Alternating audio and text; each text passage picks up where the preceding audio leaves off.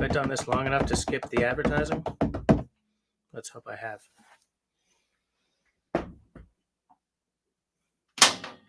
I hope that's not getting old for any of you guys. Whoops.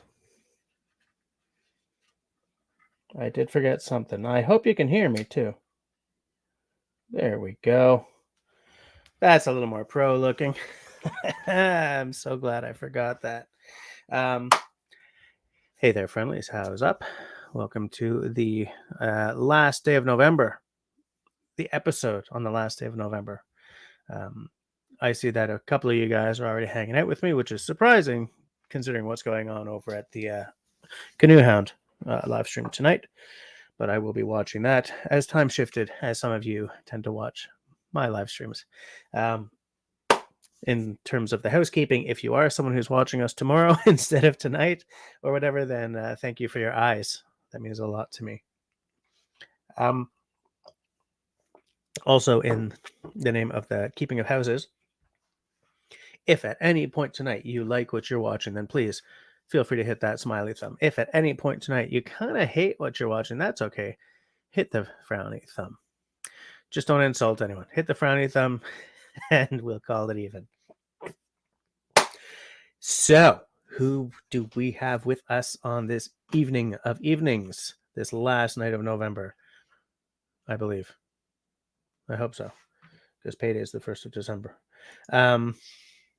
Yes, it is the last night. Tenenbaum, nice to see your name pop up. Tenenbaum's always got interesting stuff to say in the side chat. We've got David Evans. How's it going? What happened to talking about squirrels, he said. I always have something to say about squirrels. It might, in fact, be kind of related to what we're talking about tonight, but I'm not sure. David actually recently purchased some knives that are not getting much use. That's an interesting point, David, but I have a lot of bush gear that didn't get any use at all this year, including some brand new stuff, but that's because the circumstances were wrong. Is it the same for you, or do you just not get out as often as you'd like to? We got hellos going on. We got Russell in the house. Turned away from the fridge after grabbing a beer and you hear this drumming, and I thought, what the hell is wrong with my fridge? Nothing's wrong with your fridge. It's just me going tickety bap on the screen, trying to get us past that initial advertisement. We got excuse me, we have Marcus EDMA in the house. How's it going, Mr. Chris Garland? Nice intro, thank you. And of course, Hike with Mike. How's it going, Mister? How's it going down there where you live? LT Survival Man. I saw on the Book of Faces today. I was going to send it to you, but I ran out of time.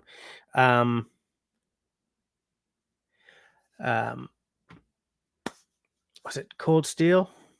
Someone put up a picture of a whole bunch of folders on their Facebook page today, and I immediately thought of you. Hold on 1 second.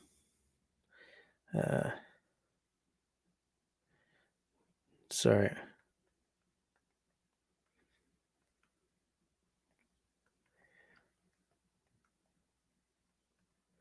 All right. Sorry. I just got a message from my bandmate. Grace, how's it going? Ian, the Web Lord in the house. Nice to see you all. Russell is saying that it's nice to see David joining us from wherever he is right now. Canadian in the house. Bill Kurtz also in the house. Nice to see you guys all joining us.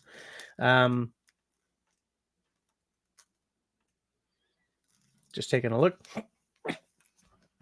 So, what are we talking about tonight? Tonight is it's kind of an interesting. Hey, Tim.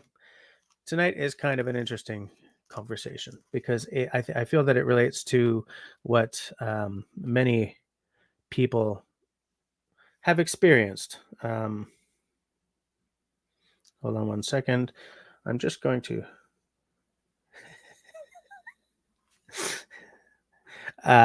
My fiddle player lives in Calgary, so the time difference is kind of. I'll text you later. Where was I? Yeah. So tonight's subject matter was actually not what I was originally planning to talk about. But I think it's going to be more interesting. Like when you're diving into a hobby for the first time and you're at that stage where you're getting your supplies together. I so many people have done this. I used to live with a girl who, hey, Pine Martin in the house. Nice to see you, Martin. I am not going to be able to buy anything from Lure of the North before they stop selling this stuff. Breaks my heart. I'll try and find someone else. I spent so much money on Christmas this year that I can't do it. And I kind of thought maybe I would push it a bit, and I clicked on them today for the anorak, and it was already they already have a message saying that it's all sold out. So it's too bad. I wanted to whatever. I just didn't get my crap together in time, and it's kind of in a tertiary way related to what we're talking about tonight.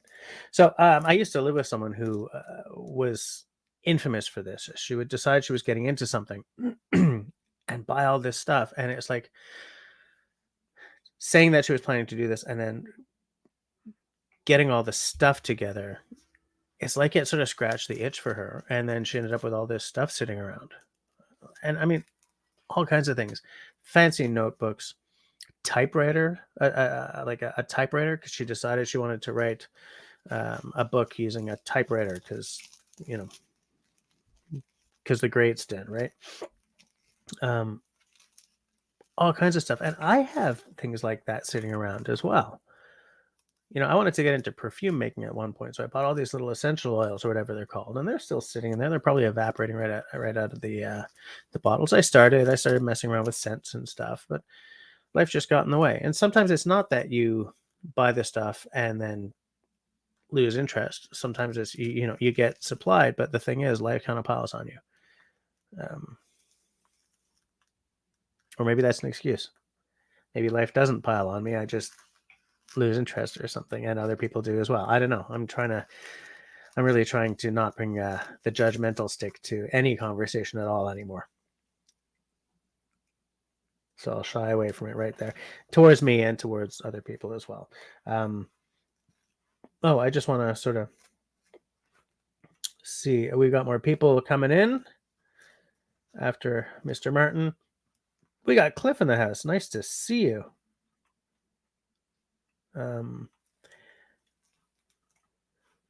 We got Cliff.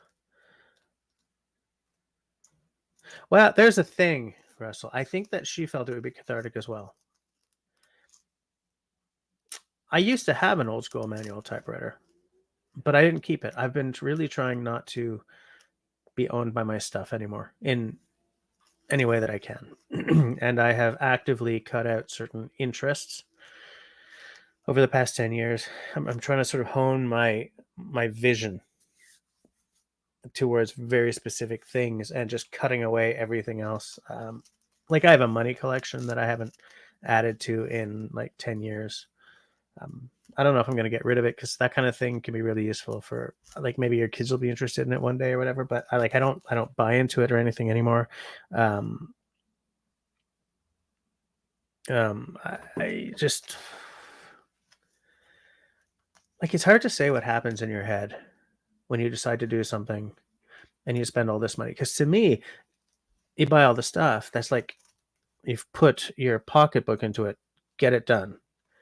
But it doesn't work out that way sometimes, Deep Bay Homestead. That is not the name I'm used to seeing you at, but how's it going? Nice to see you showing up. We got Lipstick Lodge in the house. How's it going? How's about you guys? How many of you guys have this kind of have stuff around? Hey, Cat Mac is in the house. Nice to see you. I'm just sort of catching up. I don't want to miss anyone. I always feel like a jerk if I've forgotten to say hi to someone. We got Shawnee in the house. Bought a case of empty roller bottles to make essential oil blends. Now I just buy pre-mixed ones. I haven't found any use for the empty ones yet. Yeah, exactly. You know where I'm going with this. Now, Robin and I have a Robin and I have a shared history in many, many ways. I'm very much what I like to call a recovering geek. I used to be into RPGs, which is role-playing games. But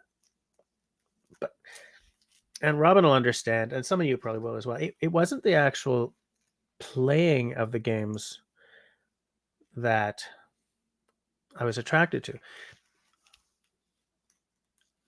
I think this is partly why I went to film school. I was interested in the process that happened in the creation of the game systems and the game worlds. I'm very into a well fleshed out world. In a video game, in a movie, in an RPG. I do realize now that I forgot to mention what I was drinking tonight. I have a dram of the Aaron 10, which is, this is the old bottle. It does not look like this. This is the old can. It no longer looks like this. It looks way better now. But I have the empty can here to make sure that I don't drink this too quickly and pour myself another dram. So, Aaron 10. It's a 10-year-old Scotch, obviously, from the island of, from the Isle of Arran. The distillery, I think, is in Lacranza, and this is way under $100 and hits way above its price point. This tastes like $100 Scotch, and it's like 60 or 70 bucks Canadian. So, one dram. Tea's a good drink. And a big old ton of water.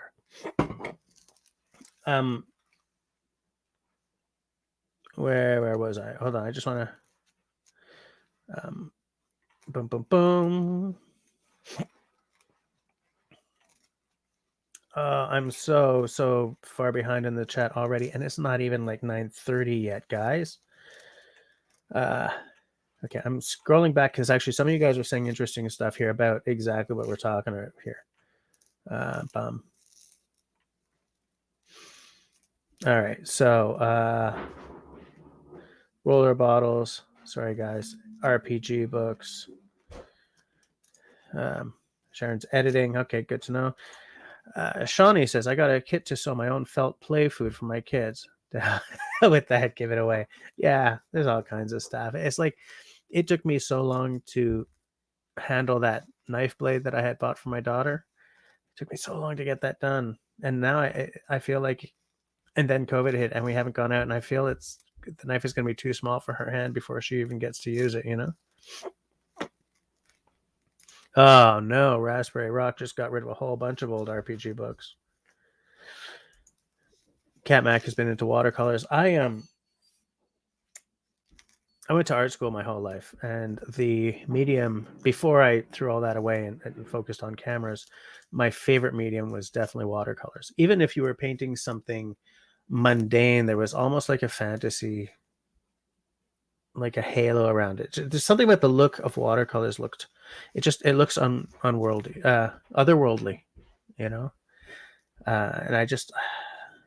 And watercolors are delicate. They're not like acrylics, or God, they're definitely not like oils, right? Where you boom, boom. Watercolor, it's easy to ruin it. It's hard to make it really glow. There are all kinds of ways. You do an underpainting of a complementary but a lighter tone kind of thing. But yeah, watercolors really, really moved me, and I concentrated on them a lot for a long, long time. But I've still got like watercolors that I haven't touched in 15 years, you know?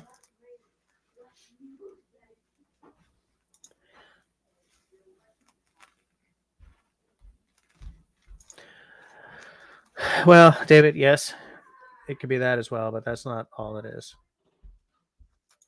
Yes, what Robin says, it's the lonely fun, the planning of a good campaign. Yeah, that's the side of it that I liked. And it's funny because I never became a game master or a dungeon master or anything like that.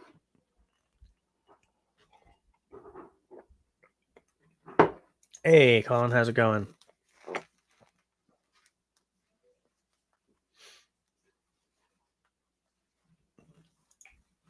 Elsie's got some stuff. Elsie's got a lot of knives. Yeah, I wrestle things like creating a character is some of the best fun. And I feel that I agree with that. By the way, let me know if I'm peaking tonight. I am definitely in the next year going to replace this mic with something better, by the way. Yeah, the creating of the character, especially because if you go all in, you can create like a backstory and stuff like that.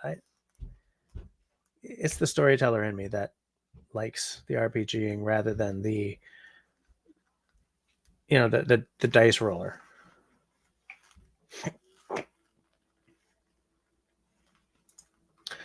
David Evans, my buddy Campfire Steve has a YouTube channel. He still lives in my old hometown. I might try to remember Campfire Steve and check it out later.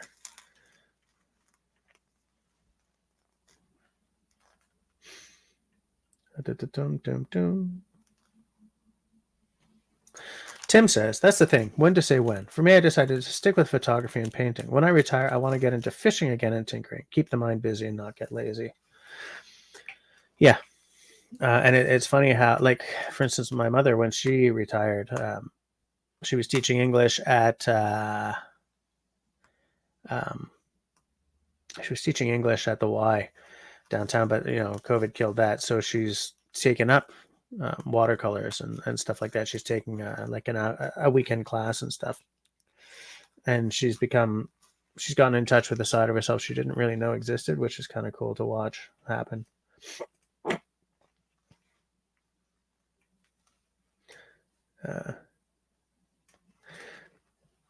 David says to LT that he can listen to him talk about knives all night because of his knowledge, and that is true. LT definitely knows a thing or two about knives.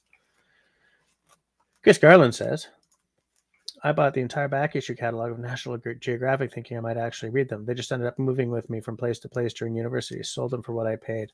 I read all of my National Geographics.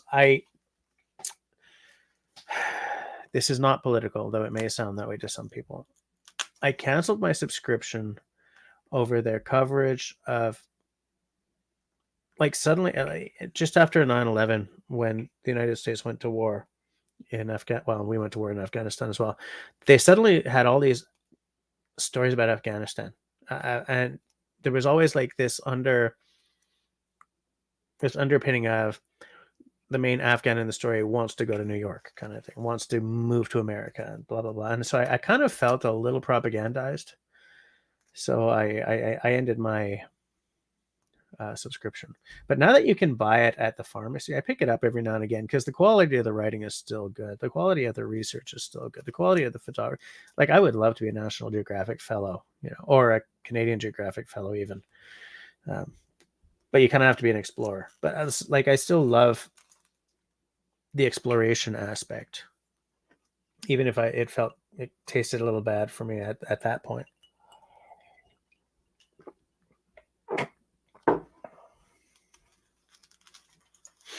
Tim says, when I started painting, I saw I had an eye for it, and so did my family. So for Christmas last year, the family got me a year's worth of canvas, acrylics, and brushes. That's a pretty good gift. I kind of half jokingly say that the reason I stopped painting was because everyone has to disappoint their family that badly at least once in their lives. Happy little trees. And we'll just put a happy little tree lives right in here. I used to watch that all the time. Raven likes acrylics. A lot of people do like acrylics. And what's nice about them is they're easier to work with than oils, but they have a lot more oomph to them than watercolors.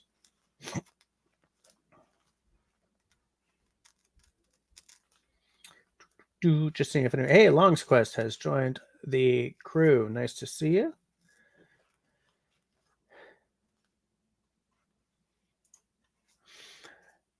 Russell says, speaking of creating an RPG stuff, I'll tell you about something I created for our last adventure. I would like to hear that.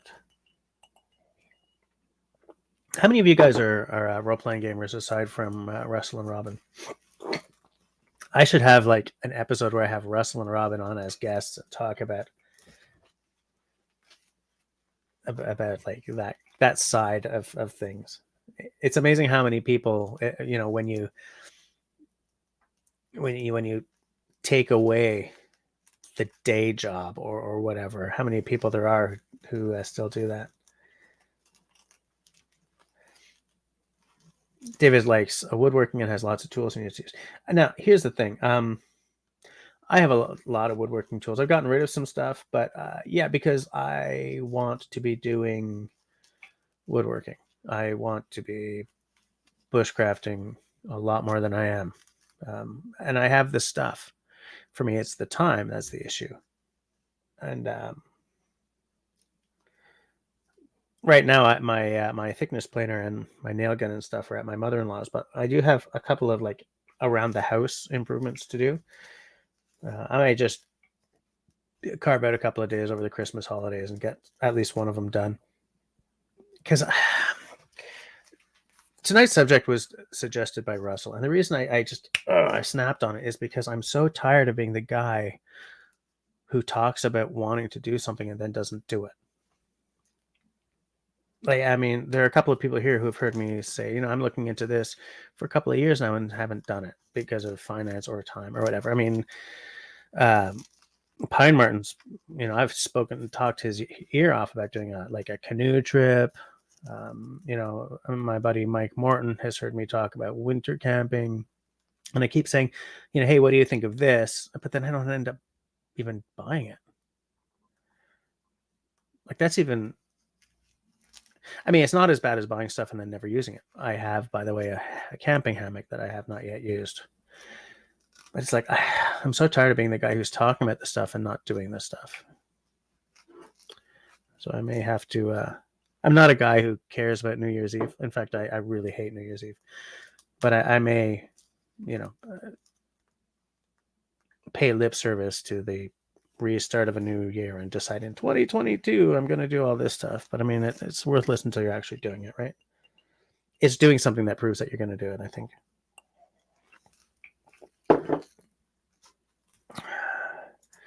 Yes, Tyler. Hobby stuff we've never used either. Well, and here's the thing: either because you bought all the stuff and then never did the hobby, or sometimes you're doing the hobby but you've never, like, you have X tool or X paintbrush or X thing that is just you haven't yet had the chance to use it. I mean, and that's legit too, right? If you have something very specialized and you've only used it once or something, sure, that's legit. Lipstick Lodge says, I started to do what I really want to do in photography, landscape photography instead of wedding photography. Yeah. Lucked out last weekend when I ran into Hoarfrost for some awesome pics. I did wedding photography very briefly, and I do not ever want to do that again. I don't care how much is being offered.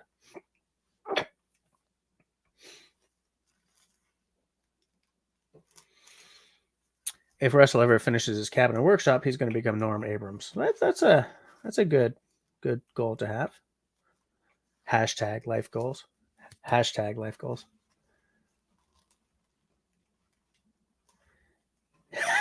Robin says, never give up. You can disappoint your family many times over. I am an expert at that. Really? Raven says, many years ago, my parents got me oil paints, but I love my acrylics so much, I've never even opened the oils. I wonder if they're even still good. The thing with oils is there's a lot of supporting gear you need, right? Like, even just for thinning, well, that's boiled linseed oil, but for cleaning your brushes, for like oils it's a big jump between acrylics and oils. Oh, David wants to do furniture making. Yeah.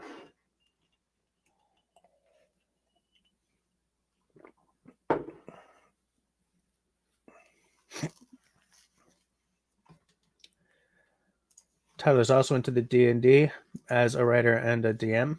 Nice. LT was an RPG gamer. Not so much Raven. Tenenbaum has played RPGs, but not lately. This sounds like it could be a like an off-series live stream waiting to happen.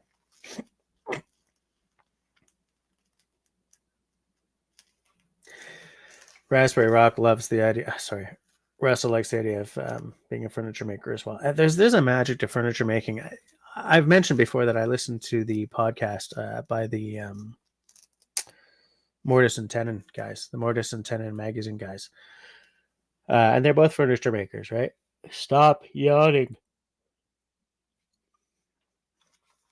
Just fascinating. Like the ability to make a chair.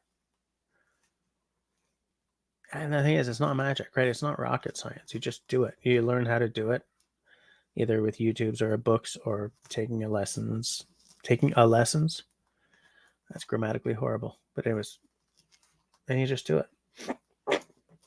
We'll dig out the old second edition Wilderness Survival Guide and rate it. Oh my land. What an idea. What a great idea. That's a terrific idea. Haggith Mike says, I had a music teacher in elementary school. I'll never forget what he told me once. It was always stuck with me. I don't read books, I read music. And I don't paint with a brush, I paint with a violin. Yeah, I mean, it's a different...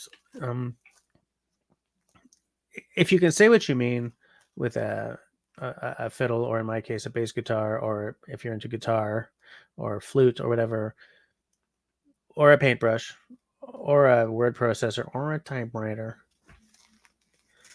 it's all the creative impulse, or a video camera. It's all the creative impulse. It's all letting your creativity out and about, letting it go out to play. And it all comes in like 2 or 3 phases, right? Initial creation. Stop it. Initial creation, then editing or polishing, and then finished product. It's the same 3-act structure, no matter what the art is.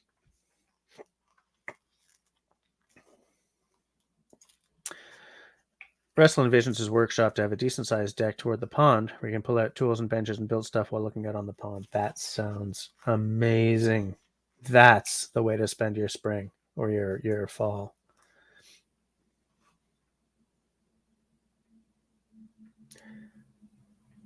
Tim also used to have a huge album collection. He used to go to garage sales and buy a lot of albums, go through each one for grading, picture, disc, vinyl too. At one time you had 5,000 albums. I have never gone into the album thing. Just too much.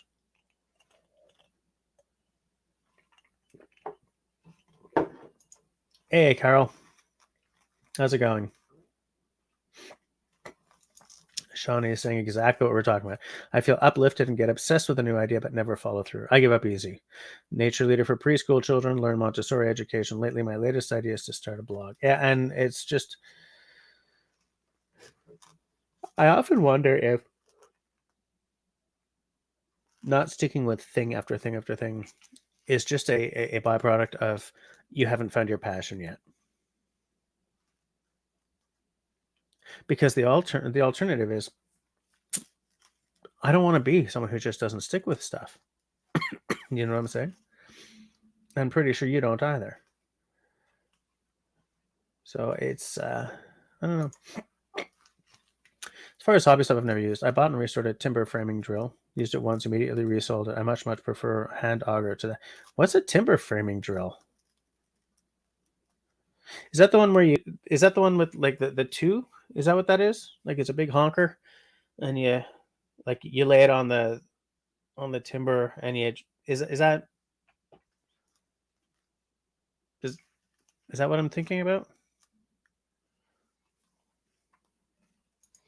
So much screwing instead of to make the damn thing go up. That it's got to be what I'm thinking about.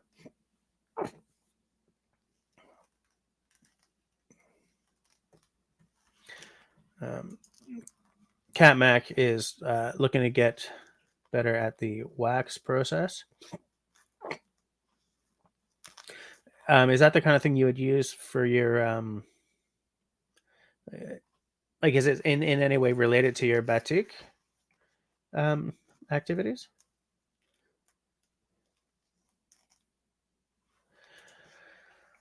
David is going to upgrade his table saw in the spring to a cabin maker's level. The Canadian Tire model does not cut it anymore. I need a table saw that works. I have a non-working one that I need to just trash and replace. An RPG BB B and B B and BB. So an RPG, beer blades, and bushcraft, and I give up.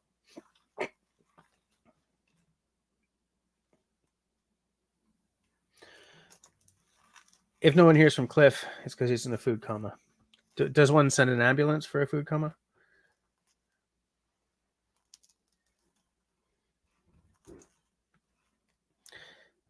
Russell, gotta get that workshop finished, man. You gotta get that workshop finished.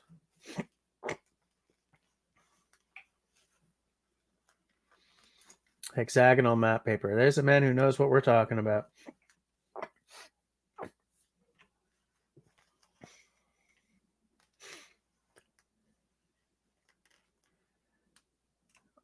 I'm just trying to catch up here, guys. I may miss someone. If I do, sorry. But I just...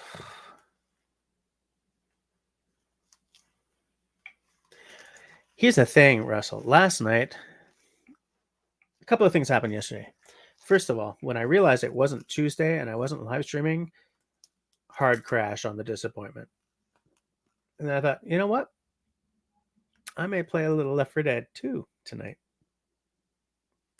And then I fell asleep in the solarium until like 3 in the morning. So I just went to bed. So technically, I did go to bed quite early yesterday night. But because I wasn't using my I wasn't using my Darth Vader mask, it wasn't a very good sleep for most of the night.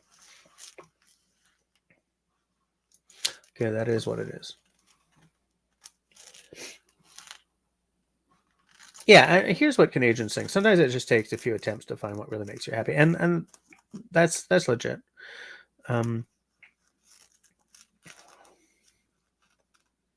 Sometimes it takes a lot of attempts, though. Like for me, it's taken a lot of attempts to find things that I really stuck with, and I still have a whole bunch of things that I don't really like. I'm interested, and then I just never.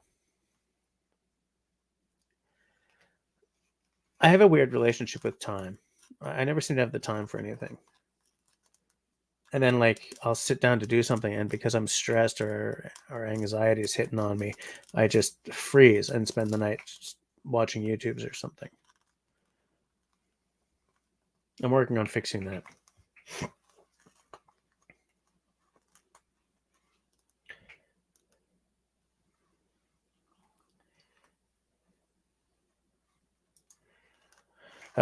LT's got a new knife again, I see. Yes, bad take. Is that how far behind I am? Damn it.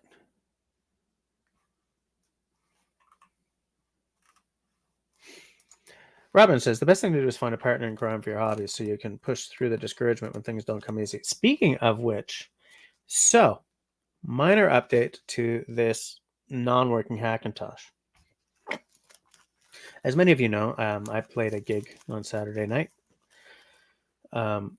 My fiddler, arrived late Friday, Saturday during the day. We worked together to get this thing to go.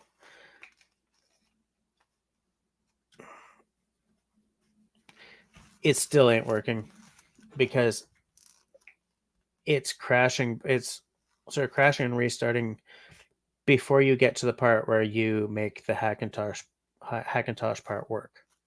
Like it's crashing out of the install and restarting. So I left a message on the website of a large Hackintoshers group, and I still have not received an answer. But somehow we miraculously got the Ethernet port on this thing to work, so I'm no longer Ethernetting to you guys through like a USB dongle. So Rob, I did have a partner in crime and got me through much of the discouragement, but we were still unsuccessful.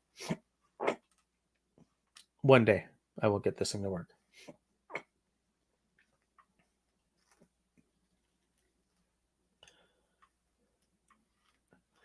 Oh, I'm so far behind.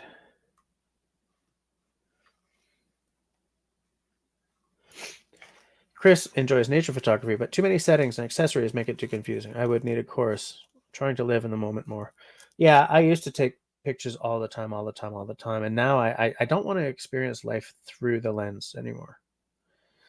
So Like, the camera doesn't come out with me on every walk anymore. And I don't even, like, I'm not living life this way anymore either.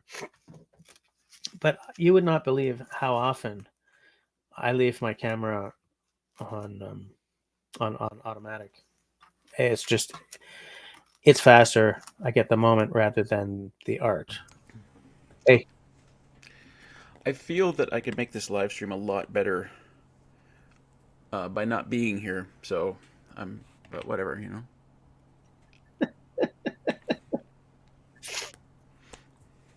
I just trying to catch up on the I hope you're side gonna chat. show. I hope you're gonna show that wonderful picture that I drew for you. Well, I kind of don't want to because I shot an unboxing of that, which will go up on Friday, and I don't want to ruin it. You did an unboxing of that crap?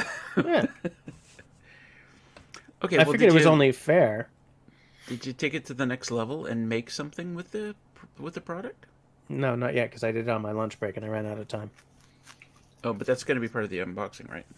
Video. I may. I don't know because I'm not entirely. Why you got to be pressuring me, Russell? Well, and because the unboxing would be horribly boring. It's just this.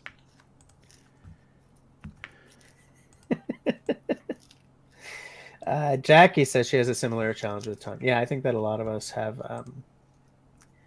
Here's David saying that if you have no time, it's called having a family, and that's definitely true. But I don't want to. I don't want to be one of those guys who says my family's in the way. You know, that's a terrible way to live. Mallory here. Mallory's here. How's it going, Mal? You had a fairly sad video up recently, so I'm wondering how you're feeling.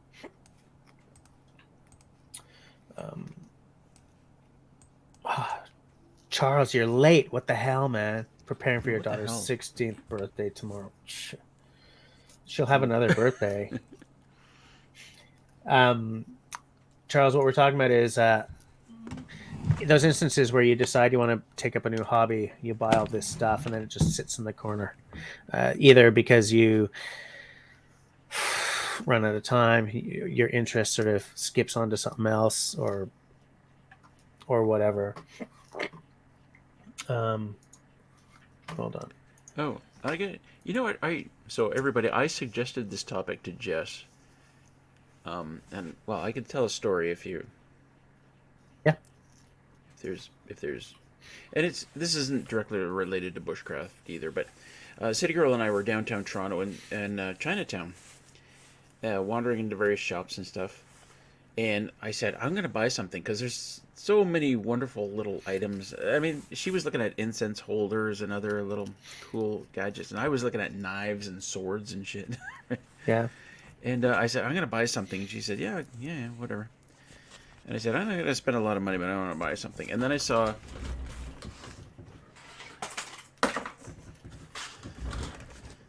this. I was like, what is that? Oh, okay. And it was like $30. It's not like a real sword. I mean, it's real metal. Yeah. And it's like damaged. Oh, there's just in time, LT. Oh yeah. But I love this thing. It's totally impractical for any use, but I just love this thing. And I just sometimes just play with it. And what you have is sharp at all. a It's, blade maker sheath. So you would deliver the blade like that, and then somebody else would make the handles, make everything. all right, is anybody in chat? Can you translate? It's probably untranslatable. It's probably just like, let's put pictures of dicks in Chinese on there. Yeah, Does that make it's sense? it's a vertical writing, and you have to put the sword on vertical, but it's too difficult. Ow. Way too difficult. Yeah, anyway, I'm not so good in kanji. So on topic, Jess, I knew this was there's no use for this at all. Right. But I just love it. It's one of my favorite things I've ever bought. And did that come dull or sharp? Oh, it's dull. It's completely dull. It's Look at this. Charles has one of those too. And David wants to And know there's what the steel is. who it's stamped as. I mean, it's got the nice wavy things Yeah. that are no sword has, but it's not. It's too regular. It's a fake. And there's like even damage. There's a bad spot on here somewhere, but whatever. I knew what it was when I was buying it. It's just. And by the way, I think this type of item, like if this was a real sword, this would be like the perfect zombie apocalypse sword. Yeah. Or weapon, because it's not too long. It's not that heavy. You can just sit here chopping all day long. Anyway, that's what I was thinking when I said that topic. Cliff has the same one as well. Yeah. Well. Hey, I forgot to say hi to Country Boy Trapped in the City. Sorry about that. Scott.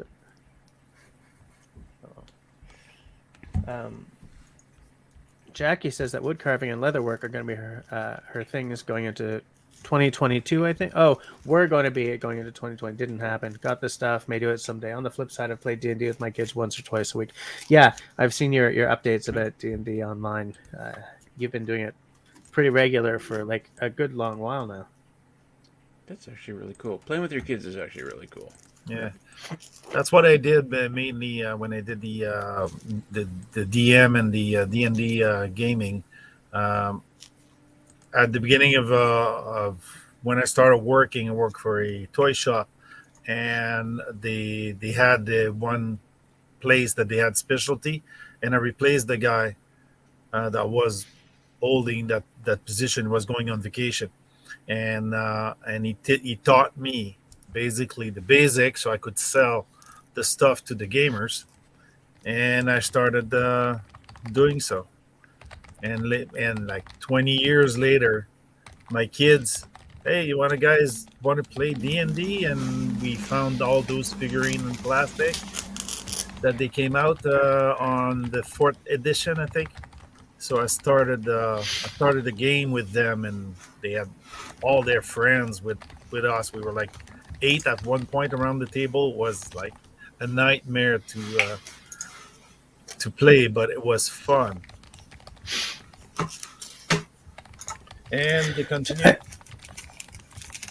Yeah, it's funny.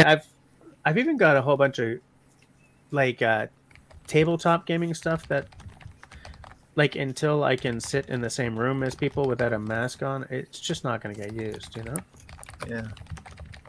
But yeah. That's the D&D stuff. Okay. It's all there, all the books. My girl just bought many editions. So. Yeah. Yeah, I see it.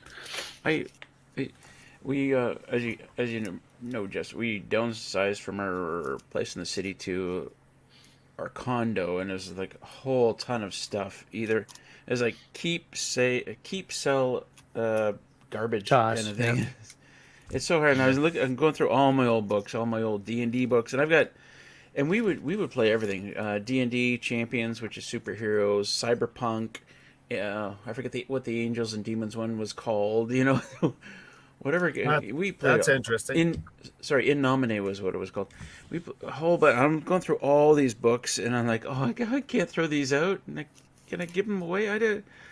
Hey, if you wanted to give them away, my girl would take them, even though she won't play most of them. She'll take them. I think I kept them. At first I thought I'd thrown them out, but I think they went into one of the bins. I tell you what, stupidly, I've got a trailer full of stuff right now out where I park my car, just full, absolutely full, and I can pack really, really well. I'm so used to it now. And I'm like, I don't know where any of this is going in here. Right. Right. But I mean, there's a real danger of being owned by your stuff, right? Yeah. You know what I'm saying? And like you were sort of, when you have to downsize like that, it kind of gets thrown right in your Russell face, right? And the same thing with, like, we moved into a bigger place, but I own so much crap that just trying to organize the space, because this house isn't huge, it's your typical post-war home, right? And so I've gotten rid of over half of my books. I still have a crap ton of books, but I've gotten rid of, over half of them. What I did was I off-gassed anything that is like, man, I've had this for 10 years and I never read it, I'm not going to read it. Boom, gone. You know, I donated a bunch of books and stuff. And oh, Fab Online's here. How's it going? Can't stay. Gotta get up at 4. That's all right. Thanks for popping in and saying hi. Sam's just here too. No, Sash, we're not really talking about RPGs. It was just sort of a tertiary conversation. What we're talking about is you decide you're going to start a hobby, you buy all your crap, and then nothing ever happens with it. If you have something to say about that, Sash, I do not mind passing you a link.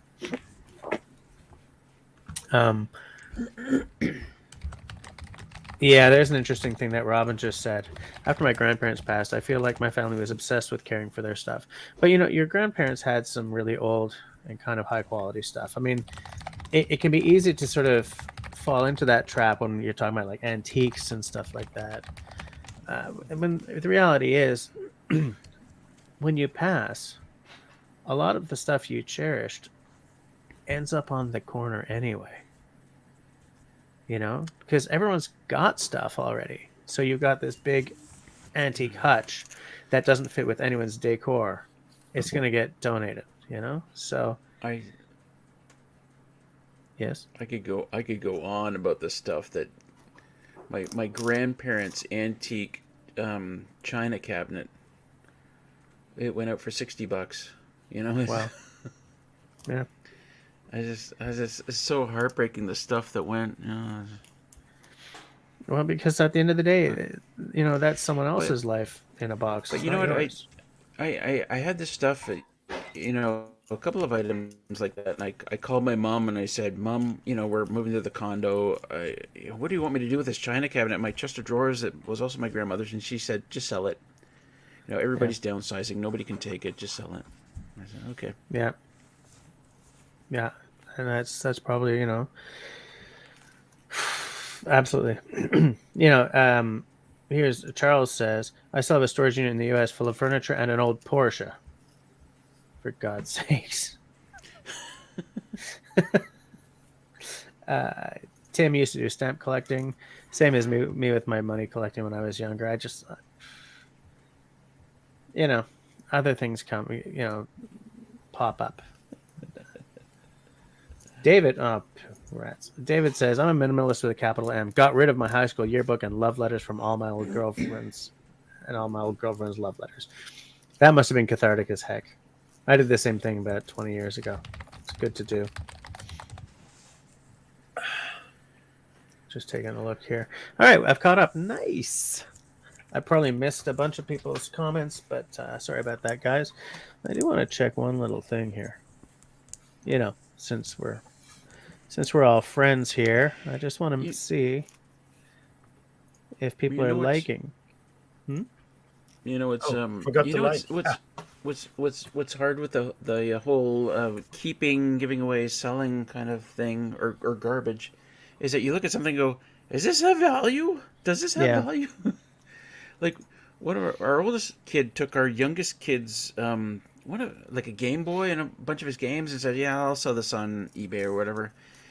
And he put them up and he put some prices on it. And he had a couple of people email him say, hey, are you crazy? This stuff goes for a lot of money. You know, He's like, oh, really? So he quickly took it all offline. Yeah. And so you sit there looking at stuff going, does this have value? But for us, I've got like 1,000 things go. Does this have value? Does this have value? Does this have value? I don't know. I don't have the time to look this all up. It's surprising how fast things will sell on marketplace, even if you're trying. I mean, if you're liquidating at $20 and saying, okay, I've got a door, I'm not sure, can't do anything with it, $20, and somebody calls and say, hey, it's taken. I'm coming to pick it up, and that's it. Because your trash sometimes is useful for somebody else, and you would be surprised how many times I said, I wish I could find this thing. And sure enough, if you're looking for it, you'll find it. What the hell is Swedish death cleaning? Is that a thing? Has anyone heard of that? Yeah, even Tenenbaum hasn't, and he lives in Sweden. Swedish death cleaning. That sounds like that's a band name. Yeah, or it's a throw everything out and buy what you need back. Yeah. Yeah. Serge, we're both kind of pack rats. We have to be careful. Yeah, that's my problem. That is absolutely my problem. I'm an absolute pack rat, and my missus is not. She's a neat freak. She needs Uh, me to be more Unfortunately for minimalist. those, I am too. Yeah. Yeah. Jackie says, my hockey equipment is getting dusty in the garage. Accepting that I won't use it again is one of those life-changing moments. I have a mountain bike that I'm probably never going to use again, and it's sitting there, and it's, the value has gone. When I bought that thing, it was like $2,700. The blue book on that right now is 400, Ouch. But what I want to do is swap the brakes from that one to my main bike, and then just off gas the one I'm not using. It's a Yeah. great bike. It's it's a good I'm at brand and everything, but if I'm Yeah. not going to use it, what's the point? I'm at the point now for scuba diving. Oh yeah, you're gonna get rid of your stuff. Yeah, it's that is hard. That's really hard. Yeah. Not sure I'm gonna ever. Well, I might just swim, but not dive with the bottles and everything. So that's a lot of stuff I have to decide what I do with it. Snorkeling is underrated. Oh, it's fun snorkeling. And of course, Just limiting a bit. Tenenbaum found us a link. I- Swedish death cleaning is a thing. And Wow. you know what, LT, I had a pair of downhill skis that I loved and I used for several years, but they've been sitting in the basement for the last 20 years, and I tried to sell them. I ended up taking them to the recycling. Yeah. I was gonna throw them in the garbage, but the guy's sitting there going, "Oh, there's metal in that. Put it in the metal bin." I said, "Are you sure?" He's like, "Oh yeah." Fine. Yeah. What a shame. They were really good skis at the time too. Oh yeah. The problem is, and it's same thing with the diving gear.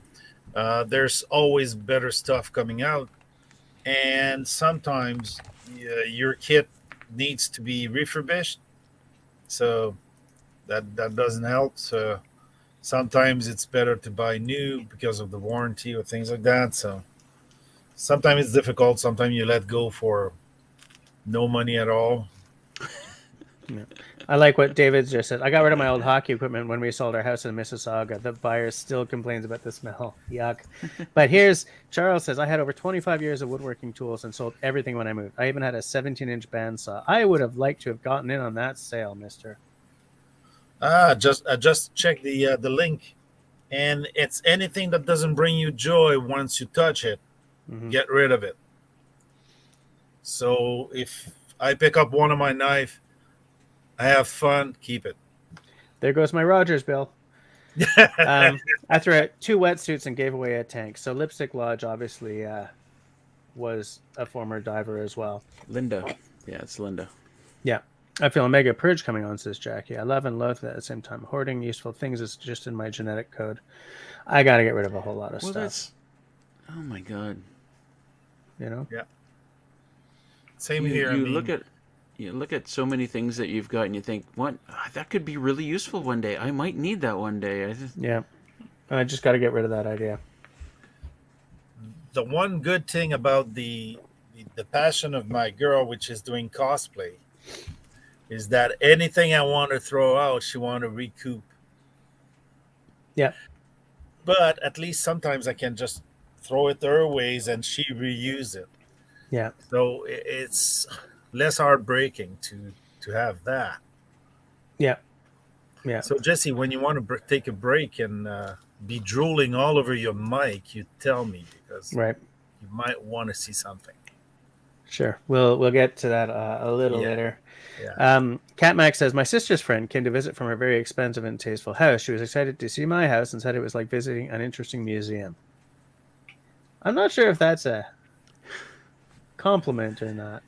And Robin says, moving helps with that a lot. Yeah, that's true. You're moving house, you're getting rid of stuff, period. I mean, Russell just dealt with that, right? Oh, Lipstick. She gave away a kayak. That's tough. Yeah. I had a friend when I was in my early 20s. I had a friend whose family was who were hoarders long before I even knew what the term meant.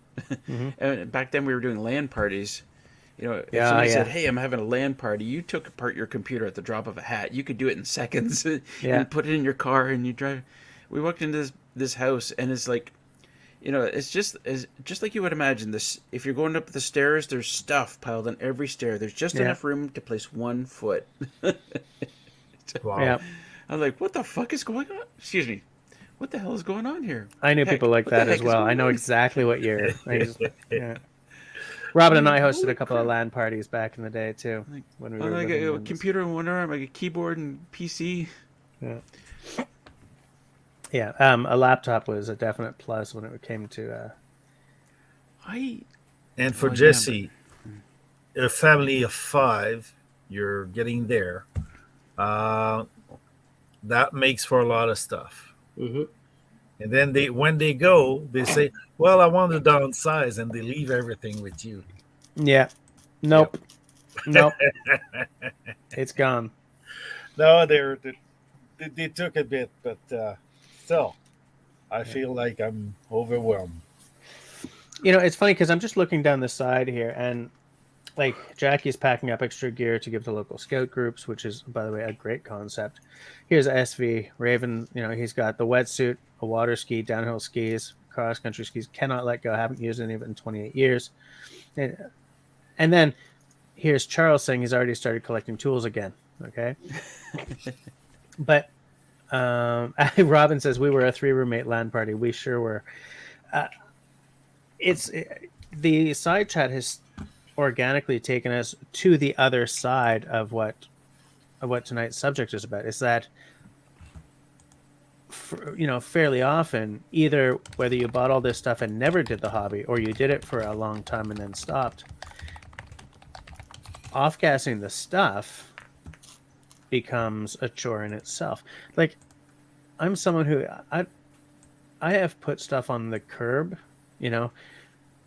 free, take me, that I could have made some money off of because I just want it out of my house.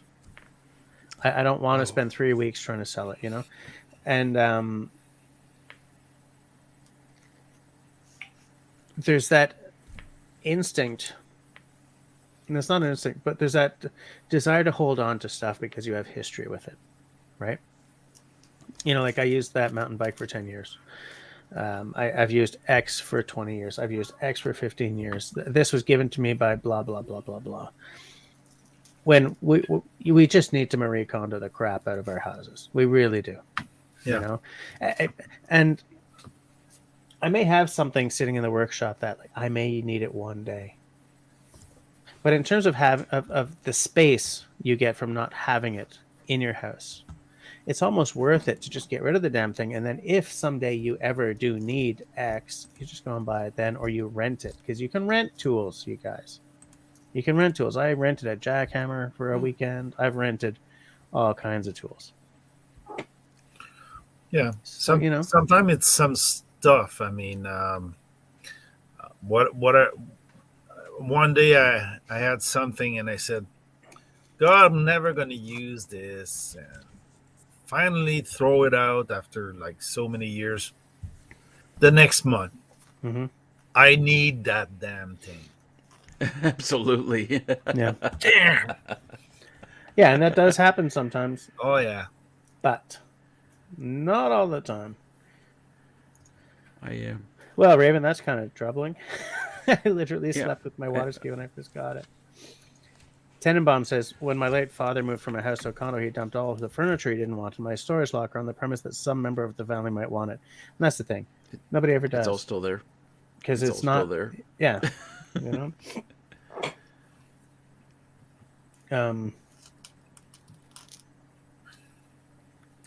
Tim says he's given away his artwork, which is, legit. I mean, otherwise you end up with stuff just stacked on the walls, stacked against the walls. Absolutely. Well, in that case, Tim gave me a picture. Well, he did a painting of the cabin, which I put over there in the kitchen. You can see it in the latest video. So I think in that case, Tim did the right thing. He's given his artwork to somebody where lots and lots of people will see it. Yeah, that's a good point. Over and over again. Yeah. Yeah. Yeah, absolutely. put a lot of stuff on the curb, and the same guy collected it, and I saw him one day, and he thanked me for it and said if I have any more.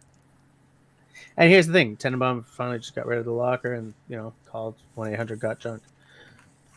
Because, it's not your story, it's someone else's. I put so much stuff on the curb in the last few days. I had a bin full of like 50 things, from coax cables to staplers, hole punches to I don't know what all was in there. It's like, and I wrote a big note right on top under the cover saying, "Take the whole bin or take nothing."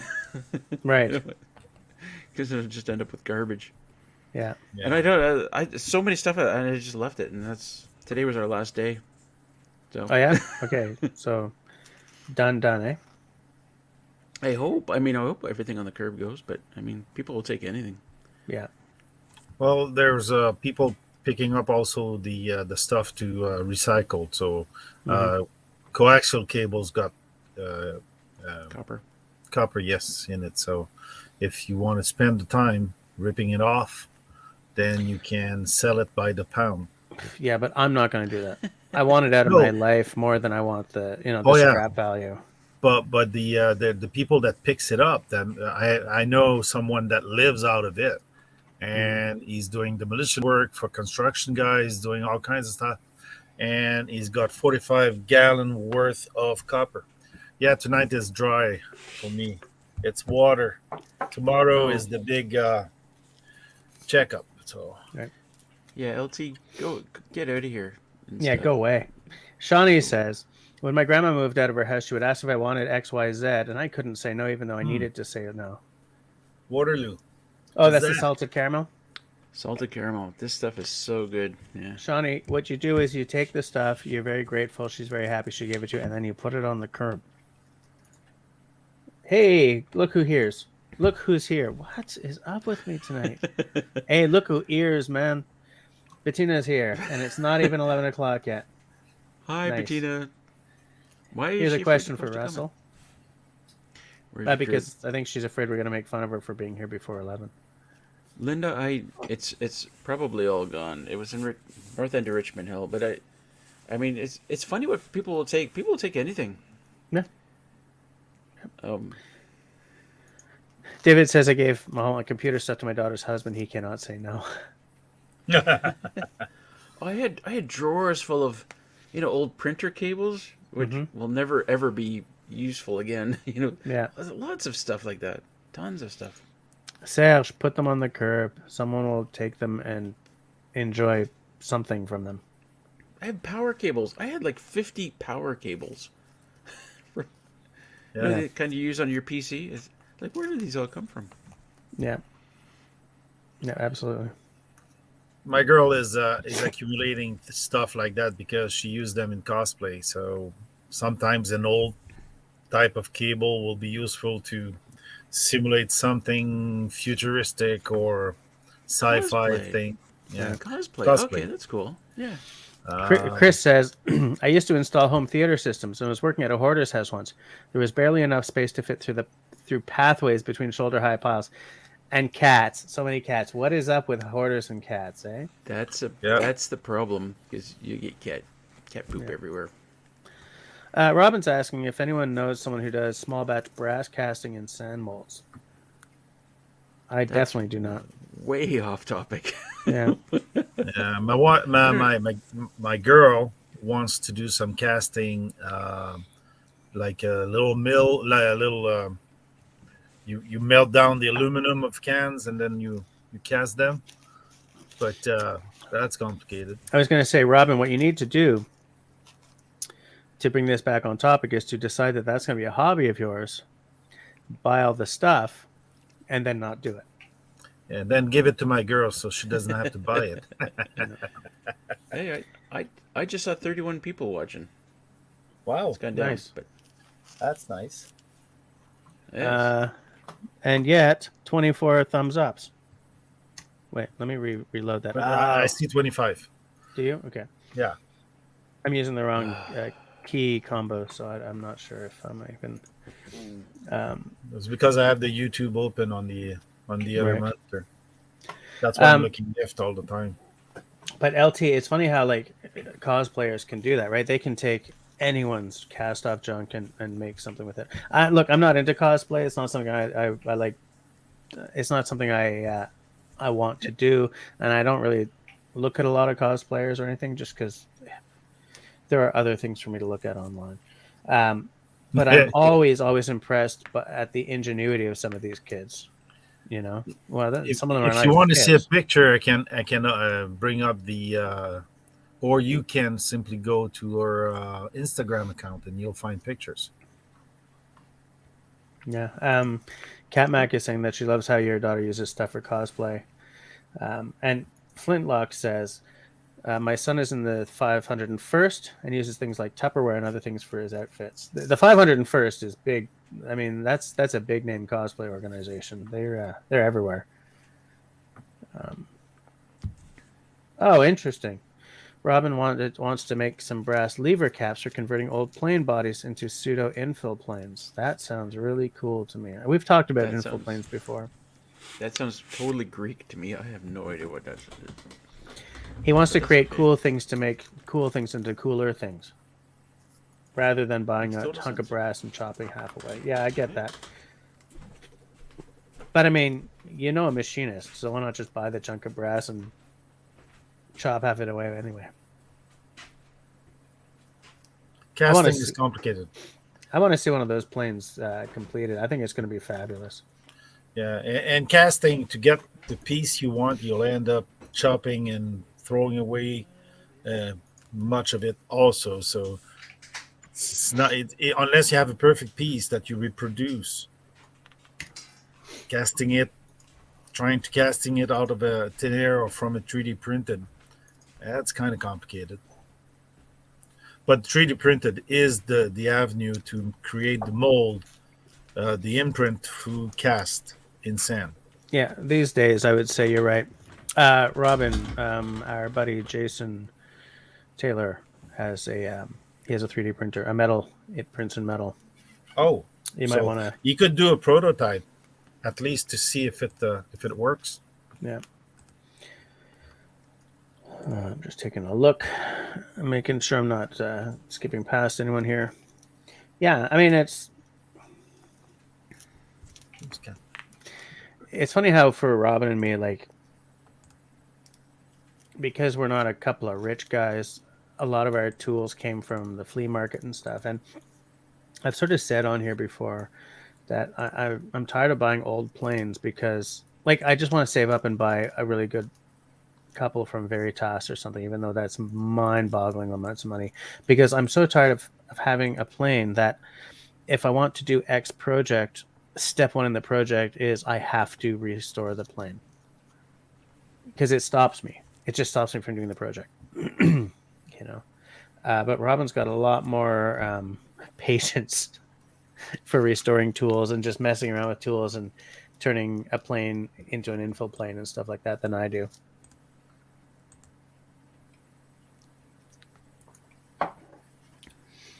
Oh, he's a scout trooper. Man, I remember. I'm old enough that I saw Star Wars on opening week back in 1977. I was only 5 years old, but I did. And it pinned my ears to the wall. And when The Empire Strikes Back, came, I was impressed by the AT-ATs and stuff. And the snow troopers were kind of cool and everything. But when Return of the Jedi hit, I went to see it with my class, with my school group, my school class. And the first time I saw the scout troopers, I was like, wow. And the bikes and everything. And part of that, I think part of the reason I loved it so much was because I was already at the age where I was spending my summers in British Columbia in the forest. And I saw Endor and I saw that forest. And I was already in love with that kind of scenery. I think they filmed in Pacific Northwest too, so. Yeah. I'm not sure if it was like Washington State or whatever, but yeah. And so it's funny, like Return of the Jedi is nowhere near the best of those movies, but there was something about it that just the look of it and the sound of it was, and so I've always sort of had not enough affinity for Scout Troopers because that sounds terrible, but like they've always been kind of one of my favorites, you know. And the new Mandalorian Boba Fett spin-off, it's going to be something. Yeah, absolutely. Yeah, it's gonna be. So, but like Raven, like your son does a lot of work to get those costumes up and running. I'm pretty sure. And he says he's certified. So certified, that means it must be movie accurate. Movie accurate. Yeah. So he cannot jury rig anything. It's Mm-hmm. has to be as perfect or as imperfect as in the movies. Yeah. Oh, he does make and sell Mando stuff. Interesting. Hmm.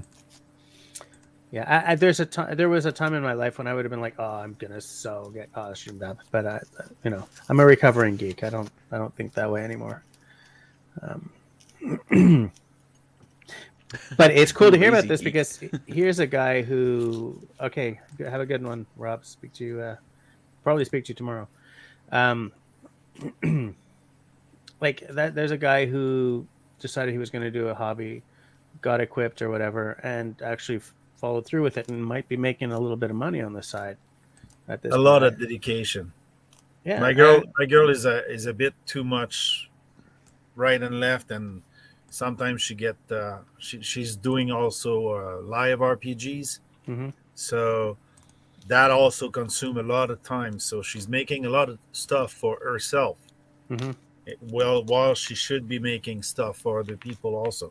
She gets some commission, but Yeah, she's starting very slowly.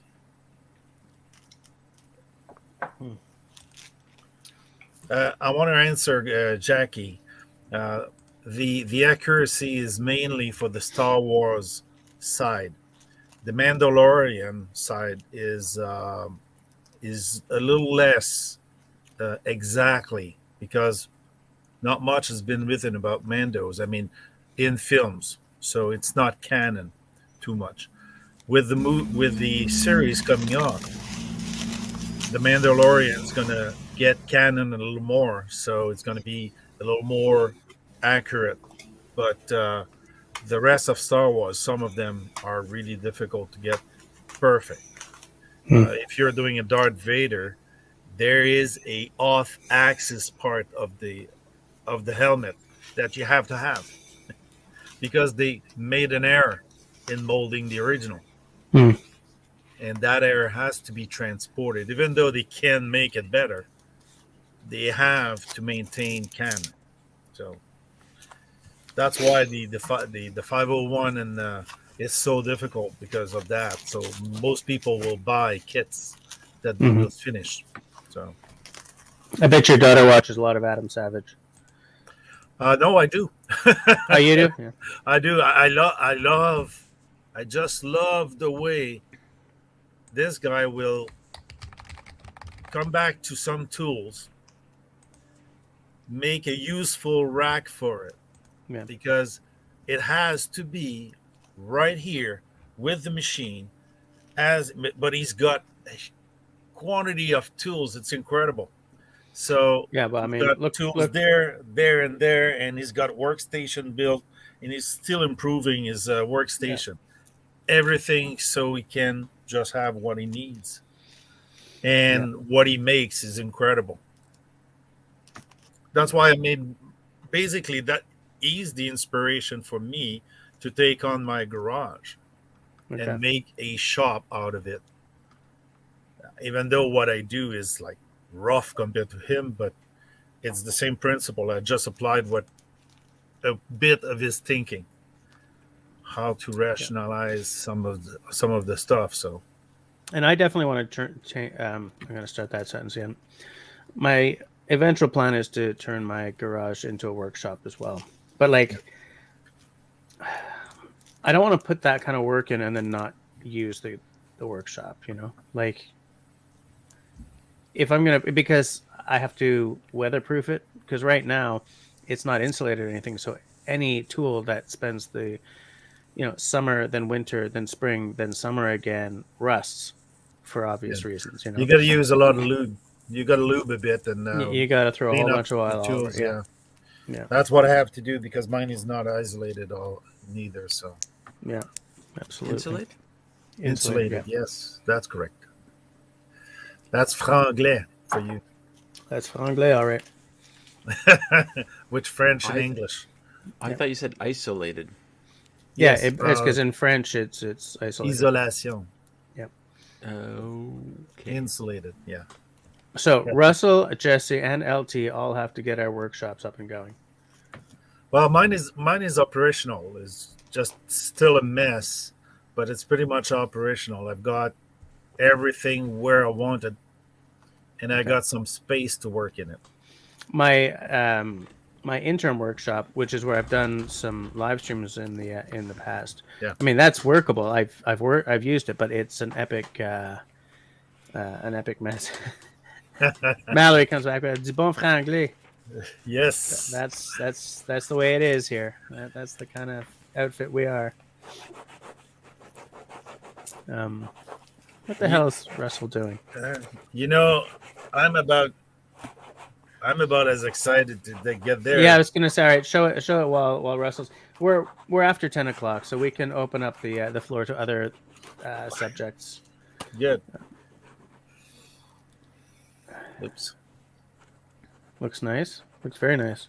That looks like an old school pocket knife, actually. It is. And if I like that blade shape. it's an electrician, Okay. I think Canadian Forces issued that one from Colonial. Okay.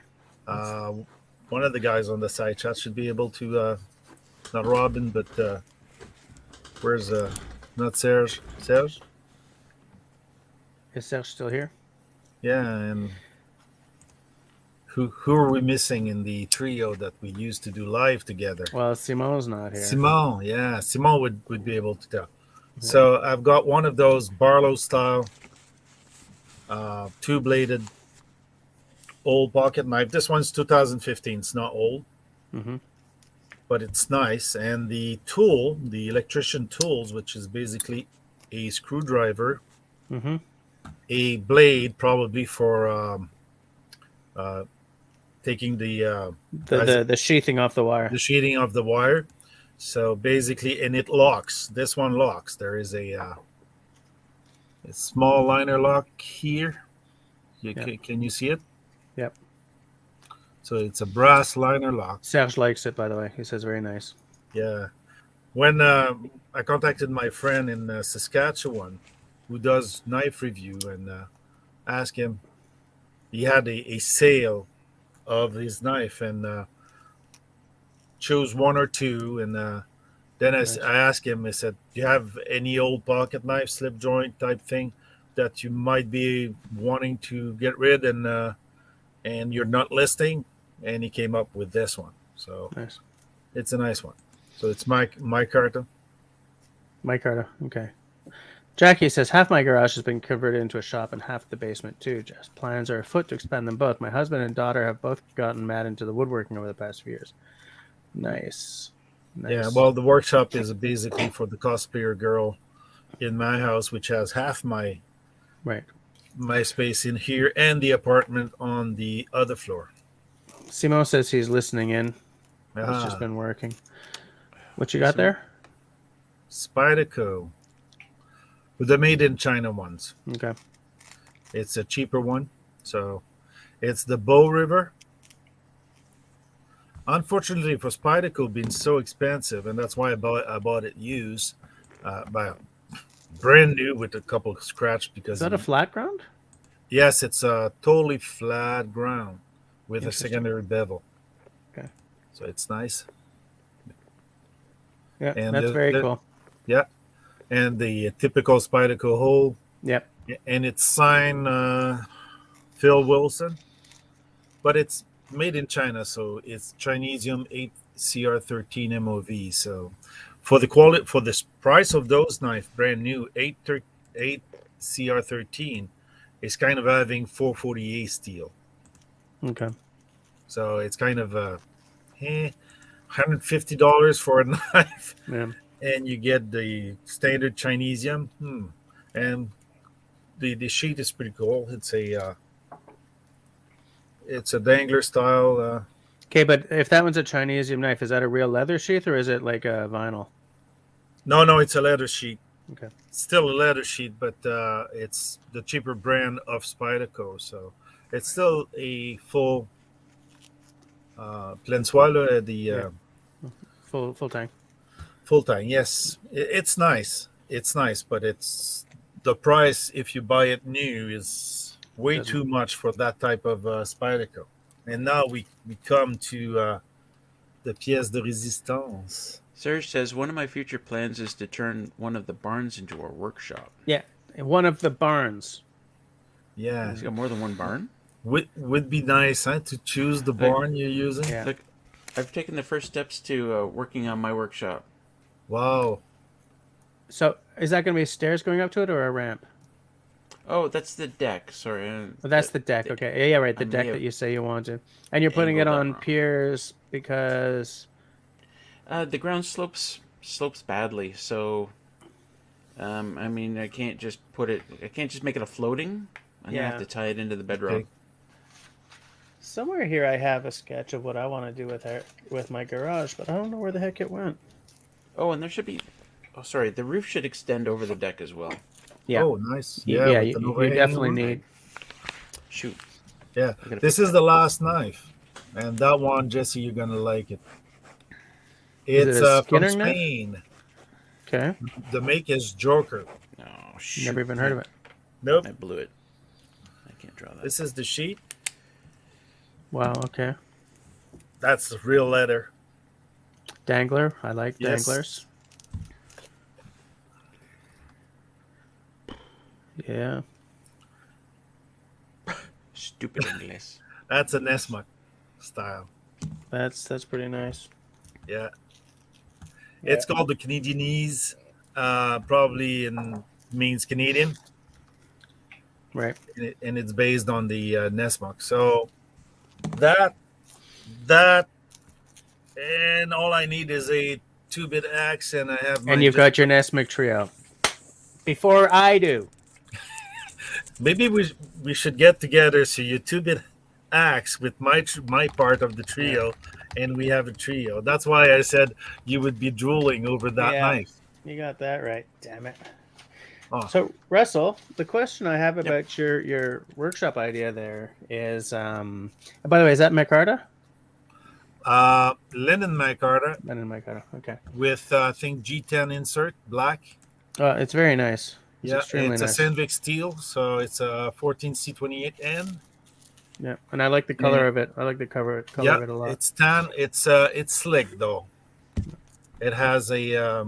I just send that. Yeah. So Russell, do you have a building already that you're going to do changes to, or do you have to build it from scratch? I'm prepared to build it from scratch. I've designed it in Google SketchUp, so I can build it from scratch. But then I was looking at some do-it-yourself kits. Yeah, prefab. There was a really nice one I came across. I think I put it in the Discord, but I don't know if I can find it now. But it was nice because it was 12 by 20. It was the exact size I wanted, but it also came as a board and batten exterior, which would fit with your cabin. With the cabin. And one of the options was those batten. Board and batten. Yeah. Vertical boards and battens. Okay. An overlap of a board and a smaller board. Yeah, and a smaller. Exactly. Yeah. Anyway, Simone, I want that double bit. I just haven't. I got to get those handles. Okay. Totally forgot about those handles. Oh, Simone. Octagonal handle. You're offering, so I bypass Jesse. Yeah. You're both a couple of jerks. So Russell, is this going to be down closer to the pond than where your cabin is? No, in fact, it's going to be kind of where the current shelter is, just maybe a little bit further away. But it's not far. It'll still have a great view of the pond.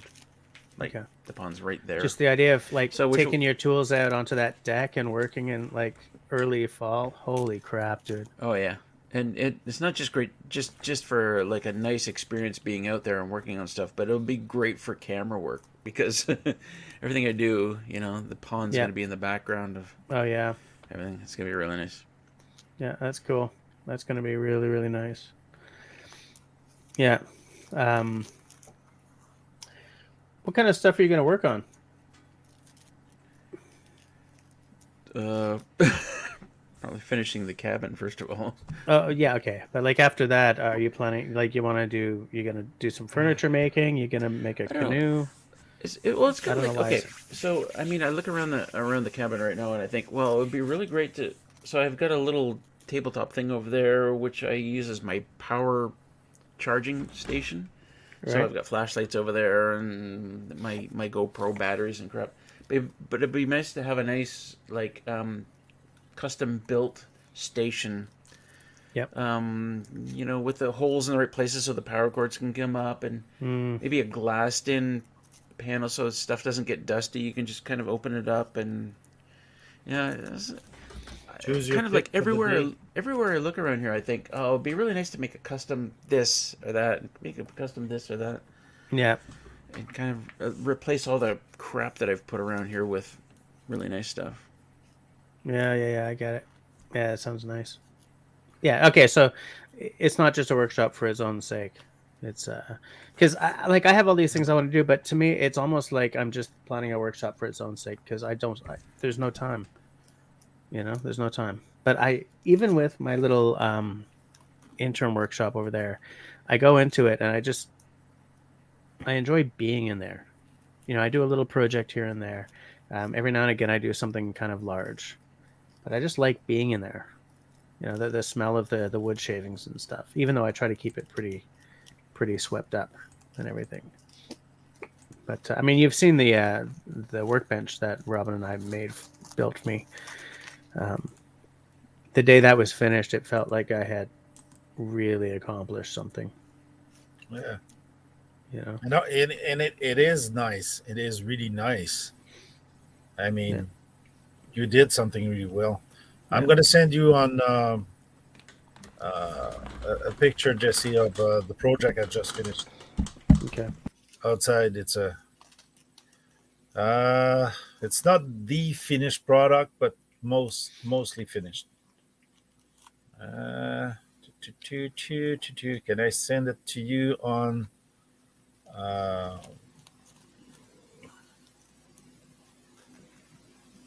not sure if it's gonna allow me to those signals. Yes. Dennis,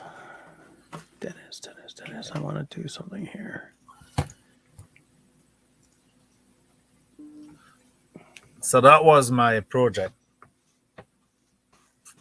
for the summer. And it took me quite a lot. And I call it the cabin. It's like a little you enclosed your porch. Yes, it's a screen room that I've enclosed. The windows are all closed up for the winter, so that's my winter porch. Can I share this? Oh yeah. So right there. Nice.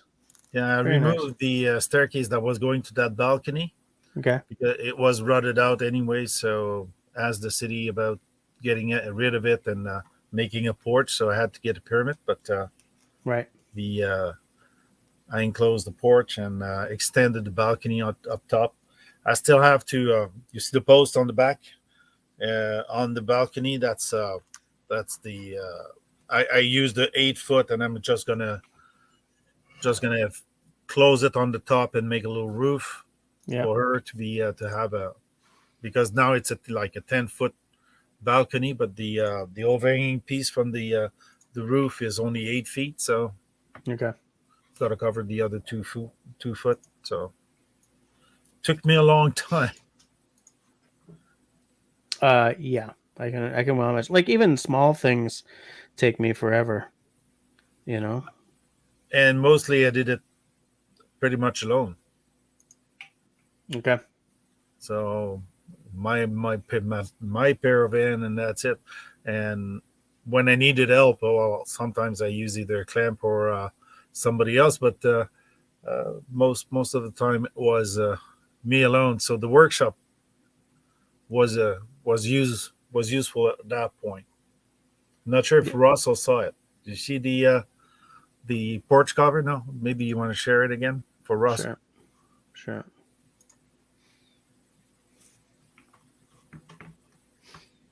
There you go. Oh, good night, Mal. Good night, Mal. Everything that's blue and white is the original porch, and There we go. and I replaced everything else and tied in my staircase. But the staircase is going to need some replacement too. So that's next year project. Right. And is it big enough for you to put some seats on and stuff? It's about 10 by 10. So I have a small balcony set of chairs and table, bar table type thing. It's a duo for two persons. So I have that. I have a small cupboard that I put that instead of having a bin with the all the seat cover. Mhm. So now they can stay there, and it's green. So in the summer, when you want to eat out, you're not bugged out, because most of the time you pull out a plate of something and Yeah. bugs jumped in. So we've got the gape Wasps. wasp coming as soon as food is out sometimes. So Hmm. on that particular part, because they kind of like the deck. So Right. and I had to rip out a lot of the old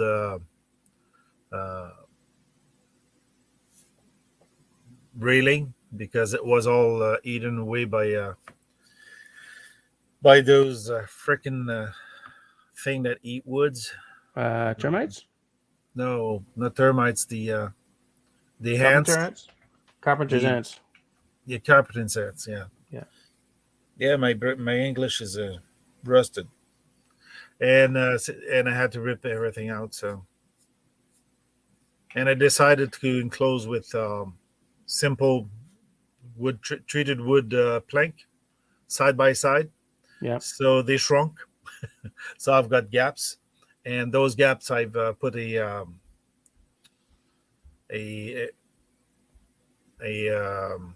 extruded foam isolation, Okay.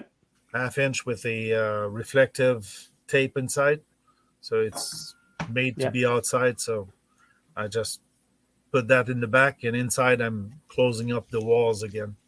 Nice. Basically, there every part you saw the plank. Hmm. In the bottom is top by 2x6 and bottom at by a 2x4. Okay. So it's all bolted to the 4x4 post. So everything is bolted, so it's all be able to take it down if need be. Right. Right. So that was a project for the whole summer. Oh, it took you the whole summer.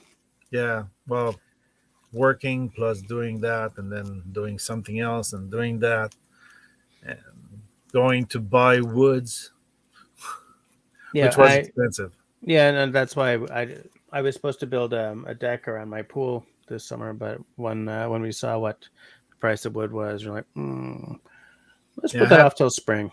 Yeah, I had to get some of it started, the balcony mainly. So I started with that, and then price of wood was going down. So every week I was going to the yard and pick up Yeah. some wood, work the whatever I had, and then next week I worked some more, and then Right.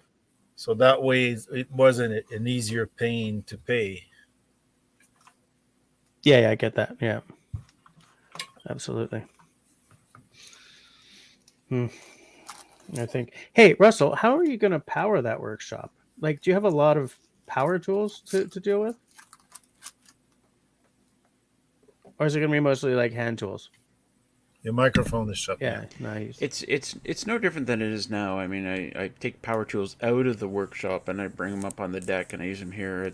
I'm just gonna string a line from my current panel, which is right there. Yeah. In fact, I've already got strung through the wall, through the ceiling, over towards the bathroom. I just got to take it out. I'm gonna string it overhead to wherever the workshop is.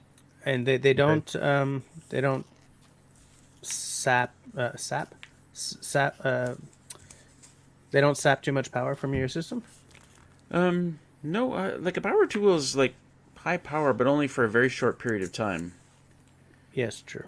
Generally, like my chop saw miter saw is like, bzzz, for 5 seconds maybe. It's your power bench. It's going to be the most as long demanding. as long as it can handle the surge power, right? Then it's right. That's easy. Yeah. What you can do is have a 220 line. Hi, Dennis. Everyone say hi to Dennis. Hi, Dennis. Hi, Dennis. If you have a 220 line, send it to your workshop and then make a power box there. So that way, if you short something, it ain't going to blow your own house. I did that for my... Well, yeah, I mean, everything's on breakers here. So the line going over to the workshop is just a 15 amp breaker. Okay. The reason I was asking is because my garage is on the same circuit as the back half of the ground floor here, like the solarium and part of the kitchen. And I used to have one of those box freezers, the floor freezers, in the garage. And what that meant was whenever I turned on like a power tool in there, I blew out the back half of the house. Yeah.